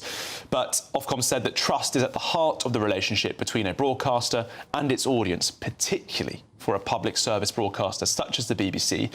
And the regulator said that this failing had the potential to erode the significantly high levels of trust that audiences would have placed in a BBC factual programme about the Israel-Gaza war. So as soon as that information about the boy's family emerged, they pulled that documentary from iPlayer. That internal review in July found it breached the corporation's editorial guidelines, and now today Ofcom has issued its own sanction and decision. GB News national reporter Charlie Peters, thank you for giving us all the information on that one. It felt like a long time coming, I might add, my personal opinion there. Thank you, Charlie. Well, moving on, supporters of Maccabi Tel Aviv will be barred from watching their team at Villa Park in the Europa League next month. That's after West Midlands Police advised that there were safety concerns. So Keir Starmer said this. He said that banning Israeli fans from Aston Villa's Europa League match is the wrong decision and the UK will not tolerate anti-Semitism. Tory leader Kemi Badenoch said this is a national disgrace. How have things come to this? Starmer pledged that Jews are welcome and safe in Britain, that he stands shoulder to shoulder with the Jewish community and will use the full force of his government to prove it. And the Reform leader, Nigel Farage, has said that this takes racial discrimination to a whole new level. Emily Damari, who is a British-Israeli former hostage held by Hamas, has released this statement. Football is a way of bringing people together, irrespective of their faith, colour or religion, and this disgusting decision does the exact opposite. Shame on you. I hope you come to your senses and reconsider. Well, GB News' national reporter Jack Carson joins us now from Villa Park. Jack, good morning. What's been the local reaction to this news? Well, the leader of the opposition on Birmingham City Council, Robert Alden, questioned whether and what this decision says to Birmingham's Jewish residents, and also pointed out the bids that the council made to be part of one of the host cities as this nation hosts the European Championships in 2028 and the Women's World Cup in 2035, questioning as well that police decision. Now, in the statement from West Midlands Police, where they said they backed the decision from the Safety Advisory Group, they said they'd actively engaged with a wide range of local partners and community representatives in preparation for this fixture, and they say that the decision is based on current intelligence and previous incidents. They cite in their statement violent clashes and hate crime offences that occurred last year during a match in Amsterdam between Ajax and Maccabi Tel Aviv. Then they say, based on their professional judgment, they believe this measure will help mitigate risks to public safety. But as you were reading out there, some of the widespread reaction from the political world across the political spectrum, Nigel Farage saying that it takes racial discrimination to a whole level, of course. But the local MP here, Ayub Khan, said he welcomed the decision from the Safety Advisory Group, saying that from the moment the match was announced, there was a clear safety risk that they say police would have to deal with, and that he believes would not be able to manage. He says with so much hostility and uncertainty around the match, it's only right to take drastic measures. At the end of that statement, he said that now was the time to ease tensions and set aside political differences and focus on football once more. In that statement that Aston Villa released yesterday, they almost distanced themselves from this decision themselves, saying that the club itself was in continuous dialogue with Maccabi Tel Aviv and the local authorities throughout this ongoing process. And just in the last hour or so, we've had word from the West Midlands Police and Crime Commissioner Simon Foster, who is asked to a special safety advisory group to be convened and conduct an immediate review of the decision and the evidence used to come to that decision. And we'll bring you further updates as we get them throughout the day. Jack Carson in Villa Park, thank you very much for that report. Reform MP for Runcorn and Helsby, Sarah Pochin, joins us now to talk about this very issue. Sarah, thank you for joining us on Britain's Newsroom. It's a national conversation we're having today, but it's also unearthing, or at least bringing up, feelings in the country of sectarianism, feelings that anti-Semitism is out of control, feelings that actually Jewish people in this country are not being properly protected. In fact, they are being told that they mustn't do things or mustn't attend things because they might be at threat by sectarian violence in Britain. Absolutely. This story is concerning on a number of levels. First of all, is this Birmingham police telling the nation then that they cannot keep the streets of Birmingham safe for a football match? So that's the first thing that's very concerning, and how Birmingham can then put its name forward to be a host in those 2028 championships. Clearly, I mean, they need to pull out of that because they are basically saying they can't police these football fans. Now, the other thing that's concerning is this same police constable, Greg Guilford, in August of 2024, put out a video to the Muslim community addressing them and saying how the police would support them, keep them safe, and do everything that the West Midlands Police could do to, as I say, make sure that that Muslim community was fully supported by the police. So, to me, this smacks of absolute overt racism. It's highly concerning. The Maccabi Tel Aviv fans have every right to attend this match and every right to feel safe in our city of Birmingham. And I'd like to make one final point, you know, at that last, I mean, I'm not a football expert at all, but what I would say is Israeli fans were perfectly safe when they attended the last World Cup in Qatar, I think it was. You know, why are we not able to police our streets? Well, of course we are, if we choose to. But they were not safe in Amsterdam in a football match last November. And of course, Holland is a far more similar country to ours. It's a free democracy, not an authoritarian state. So it is in some ways harder to police for that reason. The police aren't political. If they genuinely think that they can't keep people safe, that they can't prevent serious violence, they don't have those resources, surely they're doing the right thing to call this off. I disagree with you. I think that the job of the police is to keep the streets safe. You know, but Sarah, sorry to interrupt. If they think that the threat is such that they do not have the resources to keep the public safe, then surely they're making a wise decision here. Is this a real threat, or is this a threat that is being created, if you like, by the media, by the police itself? You know, I don't see why should there be extra trouble at this fixture. And what have Aston Villa themselves said about it? What's their view on this match? And I would say that if this is not overturned, this decision, then this match should be played behind closed doors, because this, in my opinion, is overt racism. We are not talking about a massive fixture here. If the police can go down to London in their hundreds and police these pro-Palestine prescribed demonstrators, then why can't they get themselves to Birmingham and defend democracy in this country and ensure that this football match goes off safely for all concerned? I don't buy it. Sarah, is there any concern from you that this is a political statement from the police? That, as you mentioned earlier on, that there have been others saying that they might at least be favourable or look after the Muslim community in areas of Birmingham. Do you think this is more of a political statement, that they don't want to cause any trouble, therefore that they don't want these people here, and that's the line that they're taking? Or do you think the Prime Minister is right to step in? I think it's not just others that are saying that, it's the same Chief Constable.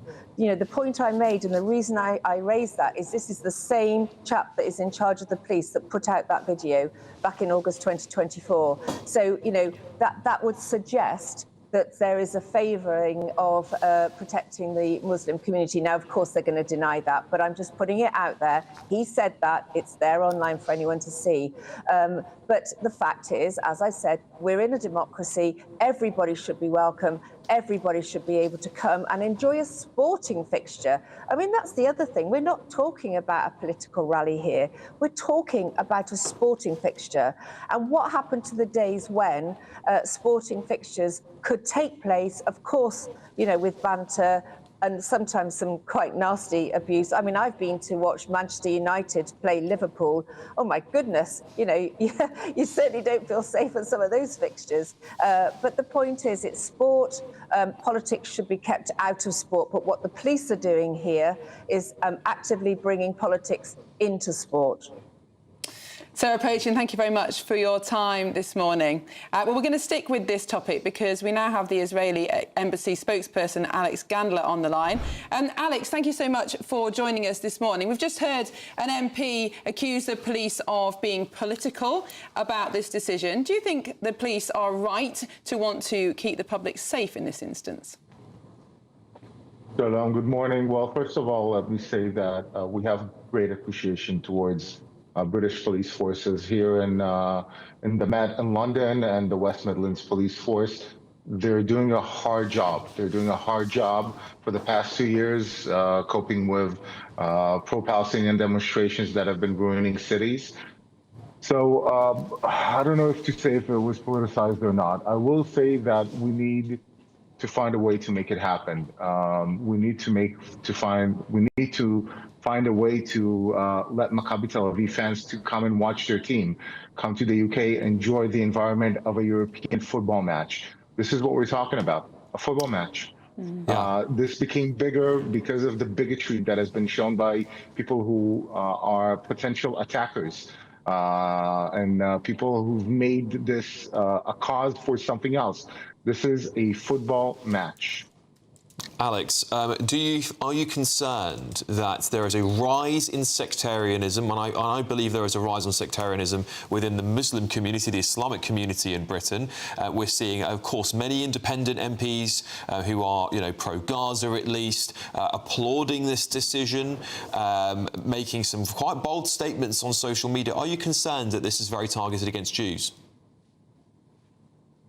Let me ask you this question. You've been mentioning Amsterdam and the riots that took over in Amsterdam against Maccabi Tel Aviv fans. First of all, the fact is that Maccabi Tel Aviv fans were attacked in Amsterdam. Now, ask yourself the following question. Let's say Maccabi Tel Aviv fans were equally involved.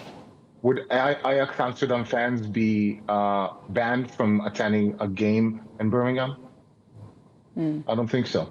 It is quite literally directed specifically towards Maccabi Tel Aviv fans who are Israeli and Jewish. And in this background of what is happening in the past at least 2 years, but also in the last 2 weeks, think of Manchester. Think of what Sir Keir Starmer said yesterday regarding more resources towards fighting anti-Semitism.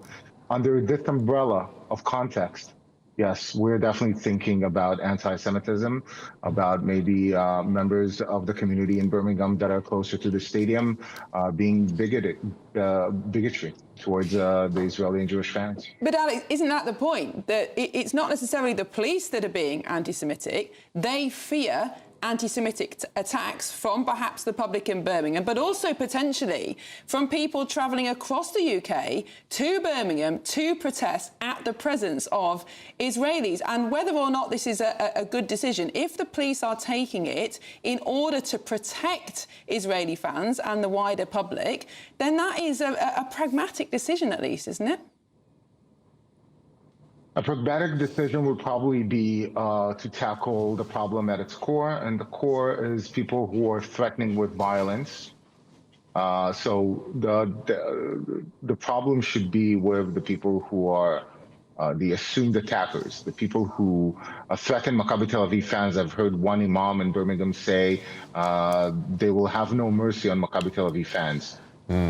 How is that even applicable to say it in a religious sermon? How is that viable? Alex, I completely concur with you. I think it's a disgraceful scenes that we are, and disgraceful decision that has been made today. Despite there being safety concerns, we should do our best to protect everybody that wants to come to this country. It's Israeli embassy spokesman Alex Gandler. Thank you so much for joining us. Yes, difficult stuff, but I'm just so tired of us kowtowing to a small group of sectarians in this country. It is becoming, we are a very tolerant people, but it is humiliating, and it is, in my opinion, deeply racist that we would bend over backwards because we're worried about a few pro-Palestine protesters anyway. Well, let's hear what Sir Ed Davey, the Lib Dem leader, has been saying about this issue. Their decision as soon as possible. It's completely wrong to tackle anti-Semitism by banning its victims.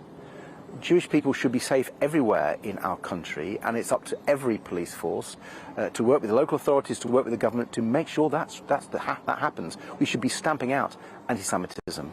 There is a broad consensus. I just think we need to step back from this, because it's an appalling situation that Israelis, Jews might not be safe in this country. But it's not the police's job to solve the problems that have led up to that. It's their job to keep people safe. And we see in Northern Ireland during the Troubles, they banned marches when they had intelligence that too much violence would be involved. It's quite possible that they're taking a deeply pragmatic decision here, which is that we don't have the resources to stop people getting hurt. This is the only way we can manage it. And we can criticise them, but they're not supposed to be the ones who are trying to solve the political problems. No, I understand your point about the safety concerns, but it doesn't take away from the fact that this is clearly targeted at Jews. If this was any other community, it would have gone ahead. But that's because if it was any other community, you wouldn't have people travelling the length and the breadth of the country to perhaps Well, I'll tell you what, violence. let's ban some of those protesters from coming out. Let's lock them up if they come, and that will teach them a lesson. Like a good decision to me. I'd be happy with that. Well, coming up next, elections to 7 councils covering more than 5 million people could be delayed for a second year.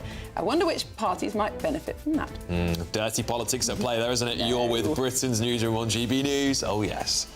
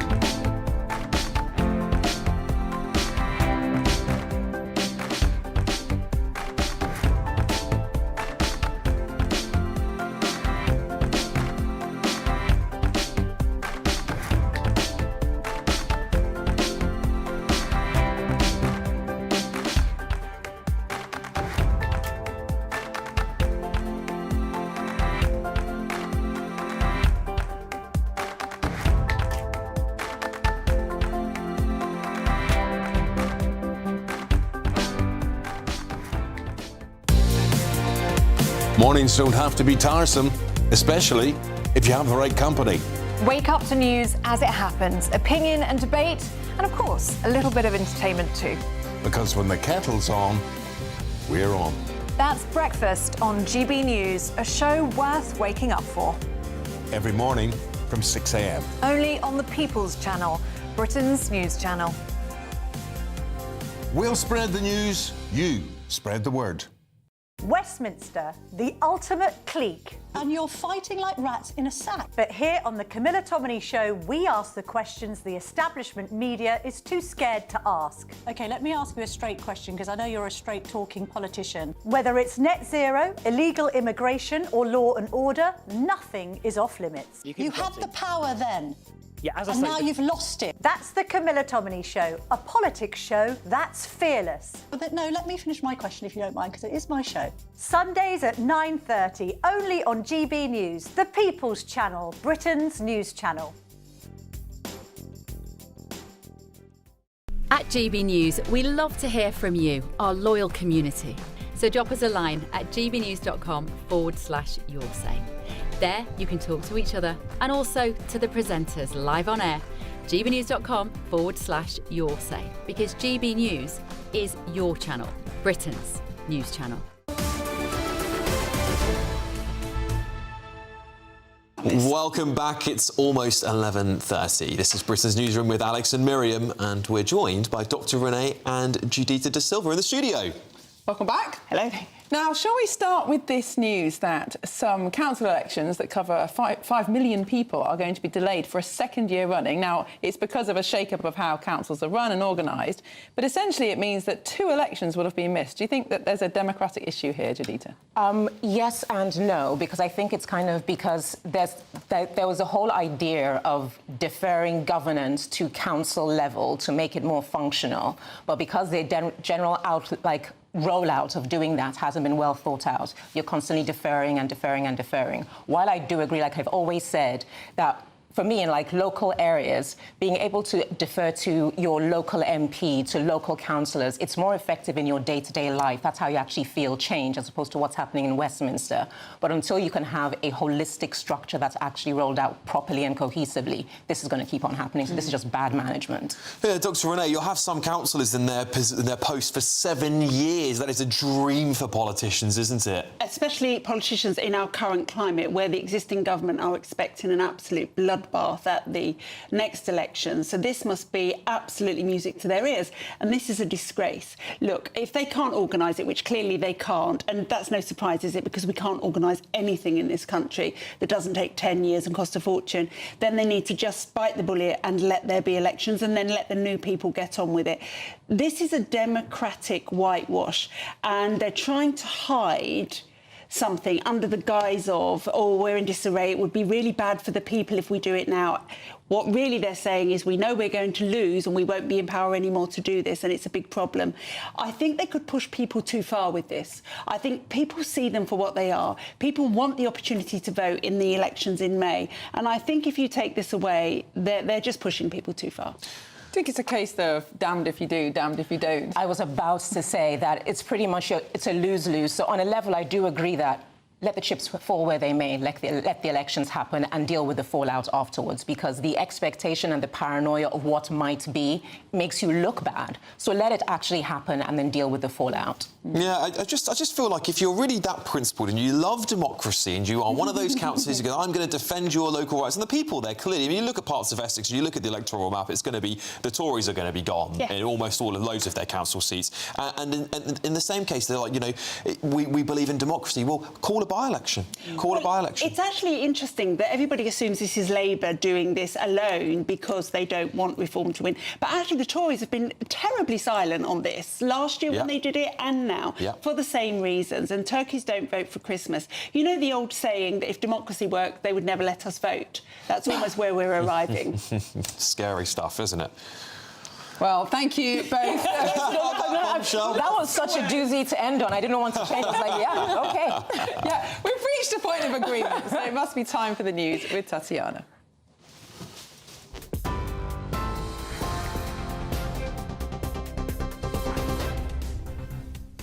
Thank you very much. The top stories. The broadcasting watchdog Ofcom has sanctioned the BBC for breaching the broadcasting code in its Gaza How to Survive a War Zone documentary after the corporation failed to disclose the narrator's links to Hamas.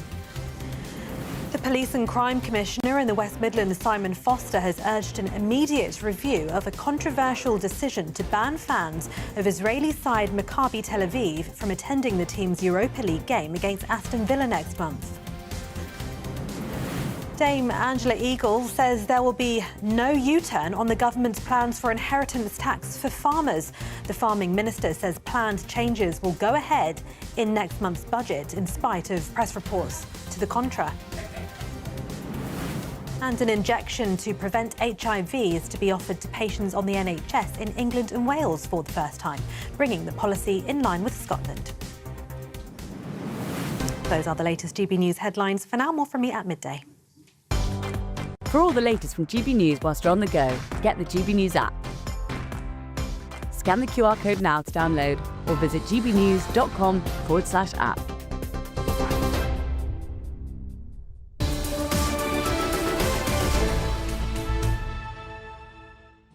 Well, up at noon. Good afternoon, Britain, with Tom and Dawn. Will you be using the whiteboard today, Tom? Good afternoon. Good afternoon, Bitten.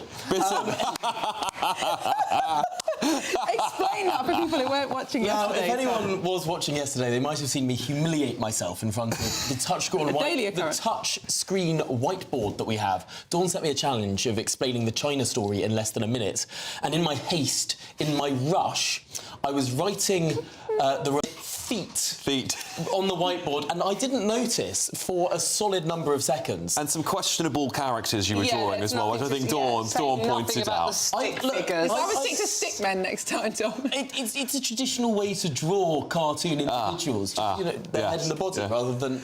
I would like to see Dawn challenged to the whiteboard at some point, but there we go. I think we might have in your dreams. It's just not not happening. Such a busy show this week. We might have to set Dawn up onto it next week. Yeah, right. Okay, you can shut up. Okay, no, we've got a great show coming up for you, though. We are, of course, covering the Maccabee story and mob rule. We've given into mob rule.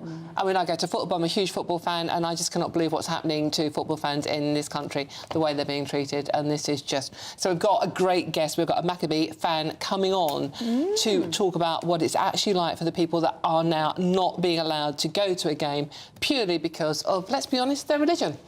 So that's going to be an interesting one. Especially when you think about the Maccabees. I mean, the people who sort of led the revolt in Judea that is now celebrated every year as Hanukkah, and the light that stayed on in the temple. I mean, that is what the Maccabees story. And we've also are about. Yeah, and we've also got a debate. We've all got sort of coming on to argue why this is the right thing, why it should be banned, because of the ongoing genocide that isn't ongoing genocide. In any case, that's going to be... Wasn't there a ceasefire? I don't know.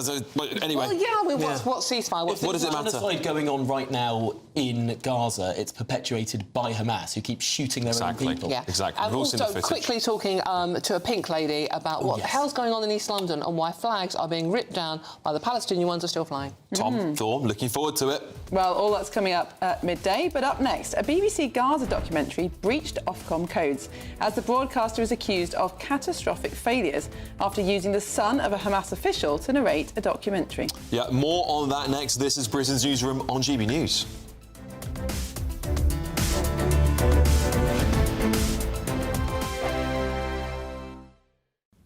Yes, it's time for your latest weather update from the Met Office here on GB News. The weather is on the change, but not right now. Another largely dry and cloudy day today. A bit brighter tomorrow, and then it turns wet and windier for Sunday, all thanks to this area of low pressure, which is finally bumping away this area of high pressure. But it hasn't done it yet. The high is keeping things cloudy and dry for most today. There are a few showers along the south coast of England, so a little bit wet here, a few light showers across northeast Scotland too. And there are also a few breaks in the cloud. Parts of western Scotland seeing a bit of sunshine. North Wales, southwest England could also do well for sunny spells this afternoon. With a bit of sunshine, could get to 16 or 17, where it stays fairly glum across much of central and eastern England. 12 or 13 at best. But as I say, the winds are fairly light, so it feels pretty pleasant in the sunny spells across western Scotland. Still the odd shower across Aberdeenshire and maybe into Orkney and Caithness at times too through the day. But elsewhere, it's looking largely dry across northern Britain. A lot of cloud for Northern Ireland, Northern England too, but again to the west of the Pennines may see some sunny spells, some breaks in the cloud across North Wales. And as I mentioned, southwest England should do okay for sunny spells as well. Bit of a breeze picking up here as we go through the afternoon and into the evening period. That breeze will strengthen generally in western areas overnight, where we've got clearer skies and lighter winds across parts of northeast England and eastern Scotland. There could well be some mist and fog patches that form through the night as well, as temperatures dip down into single figures. Where it stays cloudy, though, most places will stay in double digits. As the breeze gets a bit livelier tomorrow, that should lift the cloud a little bit more. So a brighter day. Morning mist and fog may take a while to clear. Still a lot of cloud, but most places dry, a little bit brighter. But notice the wind's picking up in the west and there is some rain. That rain will spread its way across all areas during Saturday night and Sunday. Goodbye. You want to know what's really going on in the corridors of power? Labour don't know what to do with you half the time, and that makes you quite lethal in the chamber. Get behind the headlines with Chopper's Political Podcast. Join me, Christopher Hope, as I sit down with the great and the good of British politics. We'll see where this ruling takes us. These are the stories shaping our nation. Chopper's Political Podcast, available now on all platforms. Listen in and stay ahead. Decisions made in Washington aren't just shaping America, they're shaping Britain too. From migration to global security, from crime to health. Whatever happens in the White House today will be felt in your town or city tomorrow. That's why The Late Show is live from Washington, D.C. Cutting through the politics to show you what it all means for Britain. The Late Show live every night at midnight. Only on GB News, Britain's news channel.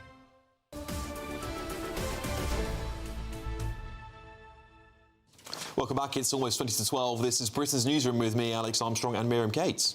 Now, the broadcasting watchdog Ofcom has been sanctioning the BBC for breaching the broadcasting code in its Gaza How to Survive a War Zone documentary after the corporation failed to disclose a narrator's links to Hamas. And Conservative leader Kemi Badenoch is joining us now. Kemi, thank you very much for joining us this morning. Quite a big story here, this BBC breaking news today. What's your take on it? I think that there are very serious questions to answer. I've literally just heard the news myself, so I haven't looked into the detail. But I do remember last week when I was in Manchester and I spoke at a synagogue, one of the things that they've been very worried about is media coverage and how Jewish people are vilified. That documentary was one of the examples that people spoke about, that it created a real climate of fear and there was so much misinformation in it. We need our national broadcaster to work to the highest standards.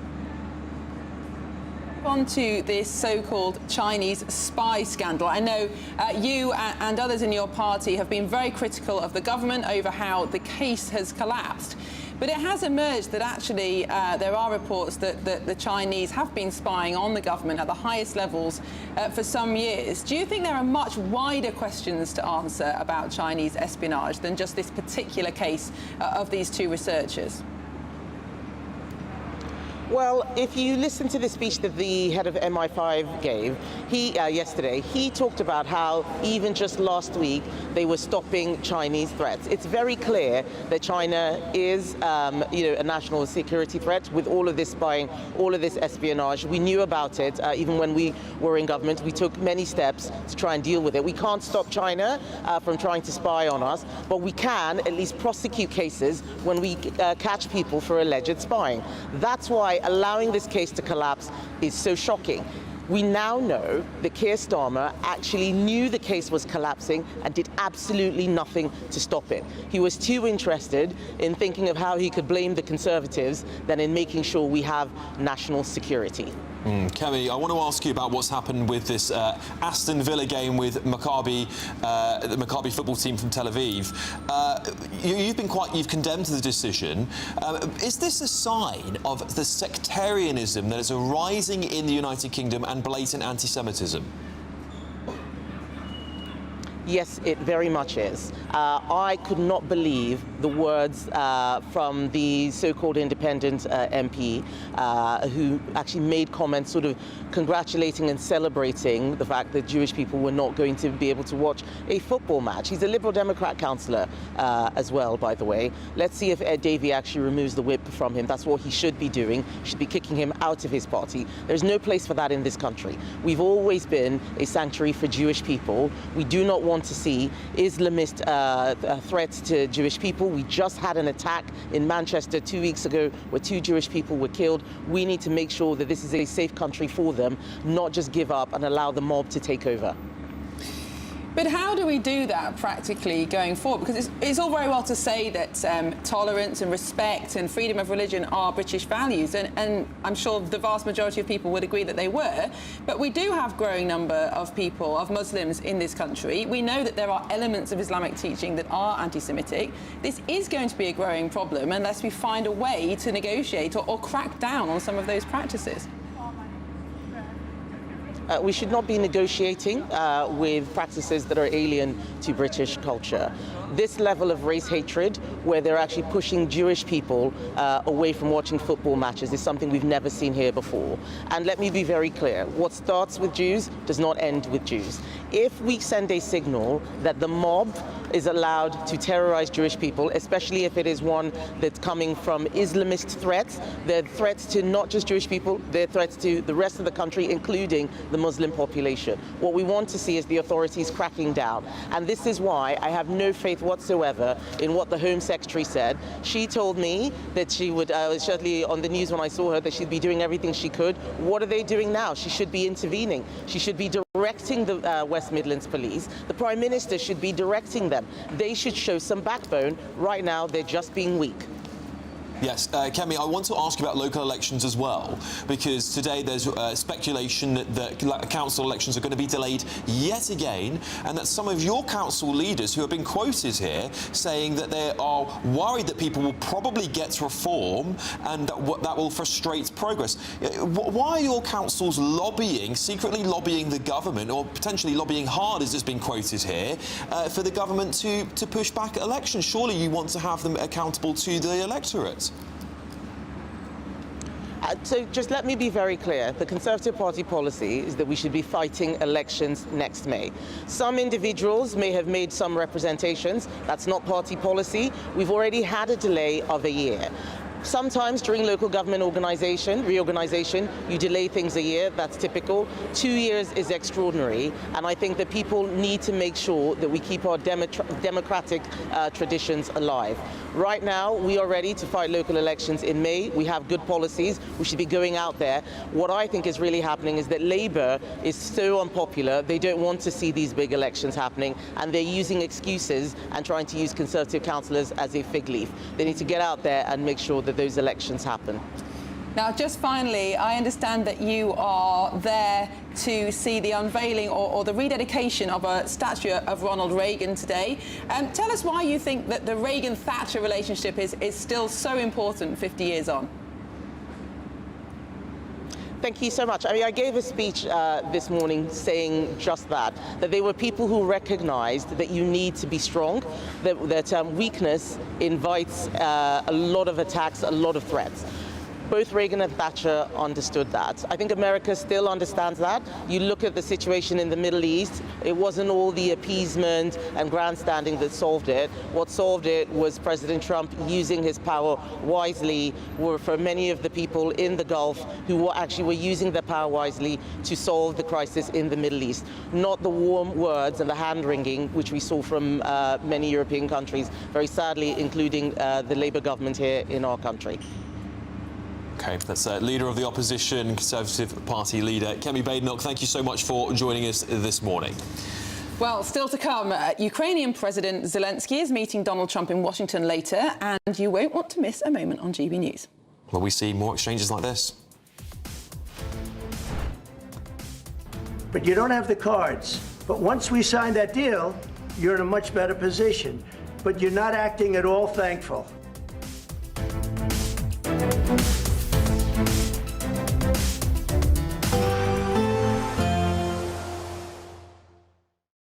looking happy. Well, the forecast looks good.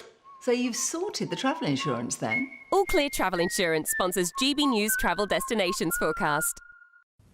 Some heavy showers across Croatia on Friday, but they should be clearing in time for the weekend. Meanwhile, there'll be some heavy rain in parts of Tunisia. A few heavy showers over northern parts of mainland Greece and through Albania. Most of the Greek islands, though, dry and sunny. Looking sunnier for Corsica and Sardinia too. 1 or 2 showers possible in Mallorca and Menorca and Barcelona. And certainly looking fairly showery on Saturday across the Canaries. Should be turning drier here, though, through Sunday and Monday. Showers continue in Barcelona. All Clear Travel Insurance sponsors GB News travel destinations forecast. I'm Michelle Dewberry, this is Jubes & Co with you. Hello everyone, Patrick Christie's here. GB News, Britain's news channel. Access the stories that matter to you. Take the GB News family with you on any device. And as long as you have an internet connection, tune in to GB News anywhere on the planet or beyond. GB News, the People's Channel, Britain's news channel.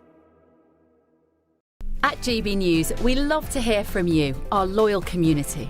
So drop us a line at gbnews.com/yoursay. There you can talk to each other and also to the presenters live on air. gbnews.com/yoursay, because GB News is your channel, Britain's news channel. Hi, I'm Michelle Dewberry, and my show is your opportunity to cut through all the noise and dive in headfirst to some robust debates. Ideas clash. Situation, no, isn't it? No, because the failure is you're deliberately avoiding my point. Nothing's held back. And if you think this is the end of it, wait for more. And we do not shy away from the difficult stuff. Sometimes I want to shake people and say, if only you understood. So join me on Jubes & Co weeknights at 6 p.m, only on GB News, Britain's news channel. Join me, Nana Akwe, for an informative, interactive news programme with a difference. It's fun. No, he didn't say that, Dave. I'm so surprised. I think there's an element of truth to that. Join me from 3 p.m. every weekend, only on GB News, Britain's news channel. Mornings don't have to be tiresome, especially if you have the right company. Wake up to news as it happens, opinion and debate, and of course, a little bit of entertainment too. Because when the kettle's on, we're on. That's Breakfast on GB News, a show worth waking up for. Every morning from 6 a.m. Only on the People's Channel, Britain's news channel. We'll spread the news, you spread the word. Britain was once the envy of the world. But look around. A nation that no longer knows what it is or where it's going. A country that's broken. How do we fix Britain? How do we bring it back? Friday night with Matt Goodwin at 8 p.m, only on GB News. You want to know what's really going on in the corridors of power? Labour don't know what to do with you half the time, and that makes you quite lethal in the chamber. Get behind the headlines with Chopper's Political Podcast. Join me, Christopher Hope, as I sit down with the great and the good of British politics. We'll see where this ruling takes us. These are the stories shaping our nation. Chopper's Political Podcast, available now on all platforms. Listen in and stay ahead.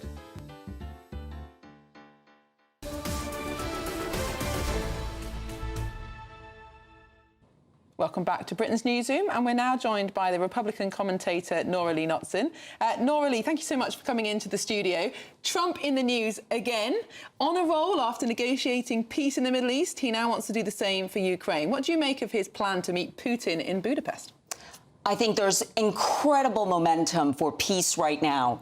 And as you see what happened in the Middle East, it was peace through strength. And the talk of the tomahawks brought Russia to the table. And then he also dangled prosperity through peace in the Middle East. And from the talk yesterday that he had with Putin, which lasted over 2 hours, Putin, of course, flattered him, told him it was incredible what he did in the Middle East.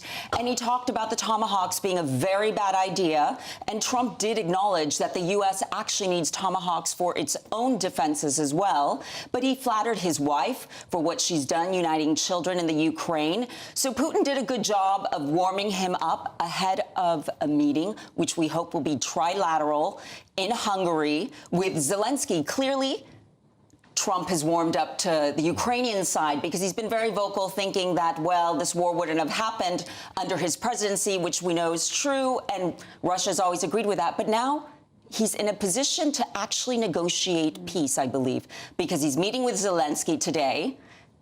They look stronger together, and Russia talked about trade. They want to do trade. So this is all positive. It's all the elements that Trump likes to see in place to get a deal done. So I'm very hopeful, as Trump said yesterday as well. He is hopeful there will be peace. Indeed. Yeah, I'm certainly hopeful as well. I'm certainly hopeful too. If anyone can do it, it's Donald Trump.